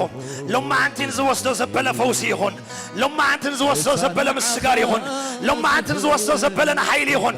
ሎሚ ከም ልምዲ ዘይኮነ መንፈስ ይተወ ብሽም ኢየሱስ መንፈስ ይሕለፎ ብሽም ኢየሱስ ሎሚ ንምስጋር ይኹን ሃሌሉያ በእምነት ንዝወስዶን ሓይሊ ይኹን በእምነት ንዝወስዶን ፈውሲ ይኹን ኣብ ስጋ ዝተቐመጠ ሕማም በዚ ይነቐል ኣብ ውሽጢ ዝተቐመጠ ሕማም በዚ ይነቐል ሎሚ ንምዝካር ይኹን ኪዳን ንምሕዳስ ይኹን ሎሚ ብስም ኢየሱስ ይባርኮ ኣለኹ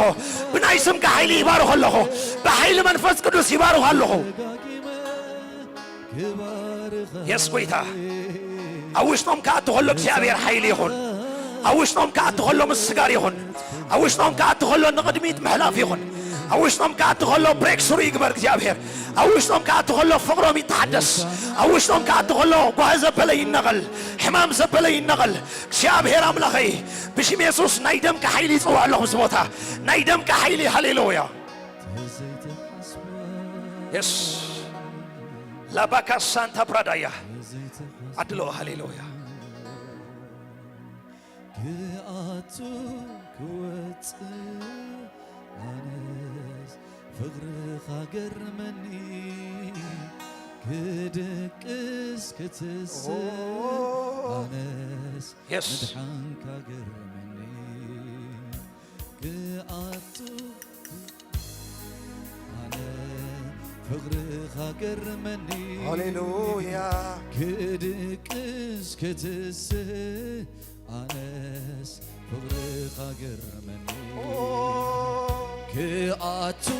ክወፅእ ኣነስ ፍቕርኻ ገርመኒ ሃሌሉያ ክድቅስ ክትስእ ኣነስ ምድሓንካ ገርመኒ ሃሌሉያ መመሊሴ ክባርኻየ መመሊሴ ክባርኻየ ሃሌሉያ መመሊሴ ክባርኻየ ባላባላባላባላባላስ መመሊሴ ክባርኻየ እታ ንዓኻ ዝፈለት ኩላ መዓልቲ ትኹም ብርኽቲ ኣነ ንዓኻ ዝፈለት ኩላ መዓልቲ ትኹም ብርኽቲ ክኣቱ ክወፅእ ኣነስ ፍቕርኻ ገርመኒ ክድቅስ ክትስእ ኣነስ ምድሓንካ ገርመኒ ክኣቱ ክወፅእ ኣነስ ፍቕርኻ ገርመኒ ክድቅስ ክትስእ ኣነስ ምድሓንካ ገርመኒ ሃሌሉያ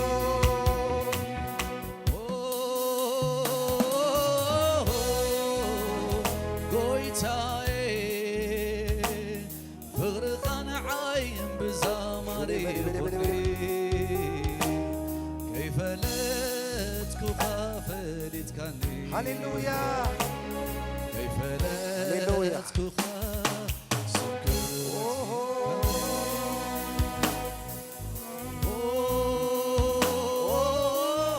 ኢየሱስ ክርስቶስ ጐይታ ኣምላኽና ሰናይ እዩ ቃል ኣምላኽ ከንብብ ከምቲ ስርዓትካ ክንውስድ ኢና መጽሓፍ ቅዱስ ክዛረብ ከሎ እንታይ ኢሉ ክበልዑ ከለዉ ኢየሱስ እንጌራ ኣልዓለ ባሪኹ ቆሪሱ ነቶም ደቂ መዛሙርቱ ሂቦም እዚ ስጋ እዩ ውሰዱ ብልዑ በሎም ኢሉ ብሽም ኢየሱስ ክንበልዕ ንኽእል ኢና ጽዋዕ ኣልዒሉ ኣመስጊኑ ድማ ከምዚ እንዳበለ ሃቦም እዚ ምእንቲ ብዙሓት ንሕድገት ሓጢኣት ዝፈስስ ዘሎ ናይ ሓድሽ ኪዳን ደመይ እሞ ካብዚ ኩላኹም ስተዩ ብስም ኢየሱስ ክንሰቲ ንኽእል ኢና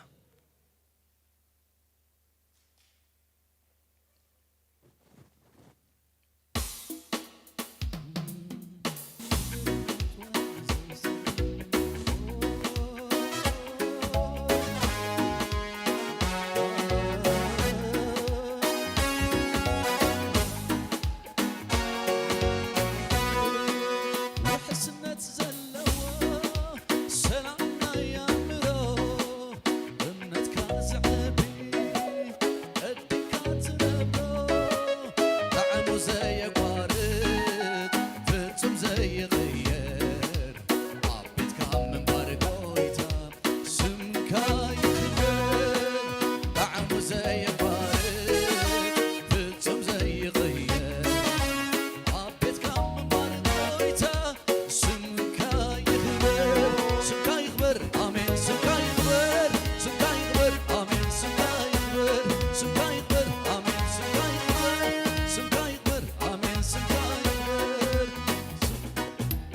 ኢየሱስ ጎይታይ የማን አይድኩም አፋፍሉ ናይ መወዳታ ሓደ ነገር ክንዛረብ ኢና ቃል ኣምላኽ ከምዚ ኢሉ ቃል ኣምላኽ እንታይ ኢሉ ብዛዕባ ድራር ጎይታ ክዛረብ ከሎ ጳውሎስ ድራር ጎይታ እንታይ ኢሉ ፍርዲ ኢሉ ድራር ጎይታ አሜን ዶ ሎማ ኣንቲ ኣብ ወሲድና ያ ዘለና ካብ ኣምላኻዊ ዘይኮነ ነገር ኩሉ ፍርዲ ከውፅእ ኣሜን መጽሐፍ ቅዱስ ፍርዲ ኢሉ ድራር ጎይታ ነቶም ከይተገቦም ዝወስዱ ፍርዲ እዩ ነቶም ተገቢዎም ዝፈርዱ ዱኣቱ ድወስዱ ከዓ ፍርዲ እዩ እንታይ ይገብር ኣምላኻዊ ዘይኮነ ነገር ቆሪፅ የርሐቐ ሎሚ ኣብ ሂወትኩም ፍርዲ ክገብር እዩ ሕማም ተኾይኑ በዚ ደምን ስጋን ክፍረድ ኢሎም ማዓንቲ ሽግር ተኾይኑ ክፍረድ እዩ መርገም ተኾይኑ ክፍረድ እዩ እግርግር ተኾይኑ ክፍረድ እዩ ናብ ውሽጥኹም ኣትሎ ሎም ማዓንቲ ኣብ ኣምላኻዊ ዘይኮነ ኩሉ ፍርዲ ከውፅእ እዩ በኢየሱስ ስም ፍርዲ ከውፅእ ኢሎም እዩ ፍርዲ ከውፅእ ብሽም ኢየሱስ ሎሚ ኣብ ስጋ ዝተቐመጠ ሕማም ክእለይ ኣሜን ዶ ሎሚ ጭንቀት ተኾይኑ ክእለይ ኣሜን ዶ ሎሚ ዓሚቕ ንሰባት ዘይዕለልኩምሉ ኣብ ውሽጥኹም ዘሎ በዚ ፈውሲ ክኸውን ኢሎም ማዓንቲ በዚ ዝገሙን ስጋን ፈውሲ ክኸውን ኣሜን ዶ ኣትዩ ፍርዲ ከውፅእ ኣሜን ዶ ኣትዩ ኣብ ኣምላኻዊ ዘይኮነ ነገር ፍርዲ ከውፅእ እዩ ሃሌሉያ እስኪ ብሽም ኢየሱስ በሎ ብሽም ኢየሱስ በሎ ብሽም ኢየሱስ በሎ ናይ መወዳእታ እስኪ ሓሊፌ በሎ ሓሊፌ በሎ ሓሊፌ በሎ ሓሊፌ በሎ ናምላኽ ዕልልታ ሃሌሉያ انت بارخكني الي ናይ መወዳእታ ክንሽብሽብ ኢና ሃሌሉያ انت رداكني الي يبلكان املاك كونني انت بارخكني الي يبلكان املاك كونني انت رداكني الي يبلكان املاك كونني كيبركوها املاكها كله زقبل كم لايكا كيبلكوها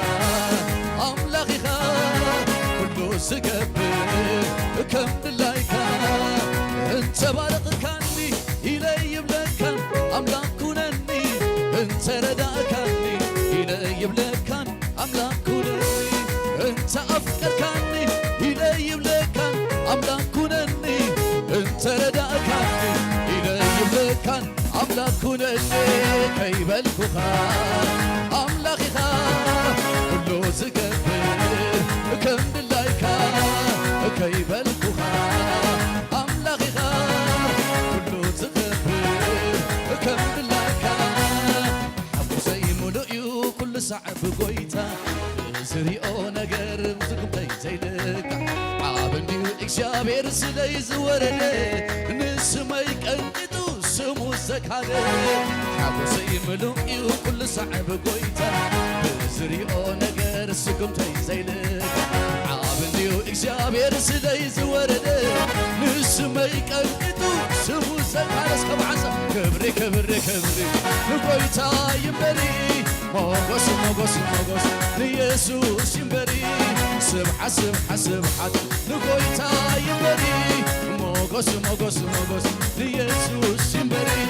كبري كبري كبري هاليلويا كبرنا እግዚአብሔር ይሁን አሜን ዲ كبرنا እግዚአብሔር ይሁን ስለዚህ ማዓልትና አምላክ ክብርሃ ብሎ ስለ ቃሉ ንኣምላኽ ስለ ተጥዑም መንፈሱ እስከ ናይ መጨረሻ ጣቂትና ኣምላኽ ክብርን እግዚአብሔር ሃቡ ክብርን መንፈስ ቅዱስ ይሁን ፕሮግራምና ብዙ ክንውዲና ገና ሓበሬታ ኣለና ናይ ማሕበር ጽባሕ ሰንበት ከም ዝለማዓንቲ ናይ ወርሓዊ ኮንፈረንስ ኣለና ኩልኩም ተዳሊኹም ምፁ ወርሓዊ ኮንፈረንስ ጽባሕ ሰንበት ኣለና ልክዕ ከም ዘለማዓንቲ ሰንበት ሓሙስ ድማ ከምኡ ናይ ፈውሲ ኣገልግሎት ኣሎ ኩላትና ሓቢርና ንውዕለሉ መዓልቲ ክኸውኒ ካልእ ወዲ መዝሙር ዶይ ተምሃርኩም ተምሃሮ ተዳሓሊኹም ወይ ክትምሃሩ ትደልዩ ኣብ ደገ ኣገልግሎት ክትረኽብዎም ትኽእሉ ኢኹም ጽባሕ ሰውኒ ከዓ ልክዕ ጽባሕ ሰውኒ ናይ ማሕበር ሙሉእ ናይ ጾሙን ጸሎትን ናይ መጀመርታ መዓልቲ ክኸውኒ ናይ ሰሙን ጾሙን ጸሎትን ኣትወሉ ግዜ እዩ ኩላትና ሓቢርና ናብ ጾሙን ኣትወሉ ግዜ እዩ ሓንሳብ ኢድና ሓፋብልና ኣምላክ ነመስግና ንከይድ ኢና ጎይታ ነመስግነካ ኣለና ስለዚ ሰዓት እዚ ስለዚ መዓልቲ እዚ ክብሪ ንዓኻ ይኹን ኩሉ ዝኾነ ኸባኻ እሞ ንዓኻ ድማ ክብሪ ንበካ ኣለና እዚ ህዝቢ እዚ ብሰላም ናብ ቤትኻ ኣብ ትጨለኹ ብሽም ኢየሱስ ክርስቶስ ስም ተሳጊርካ ኢኻ ንቅድሚት ሓሊፍካ ኢኻ ተባሃልኩም ሰላም ተባሃሉ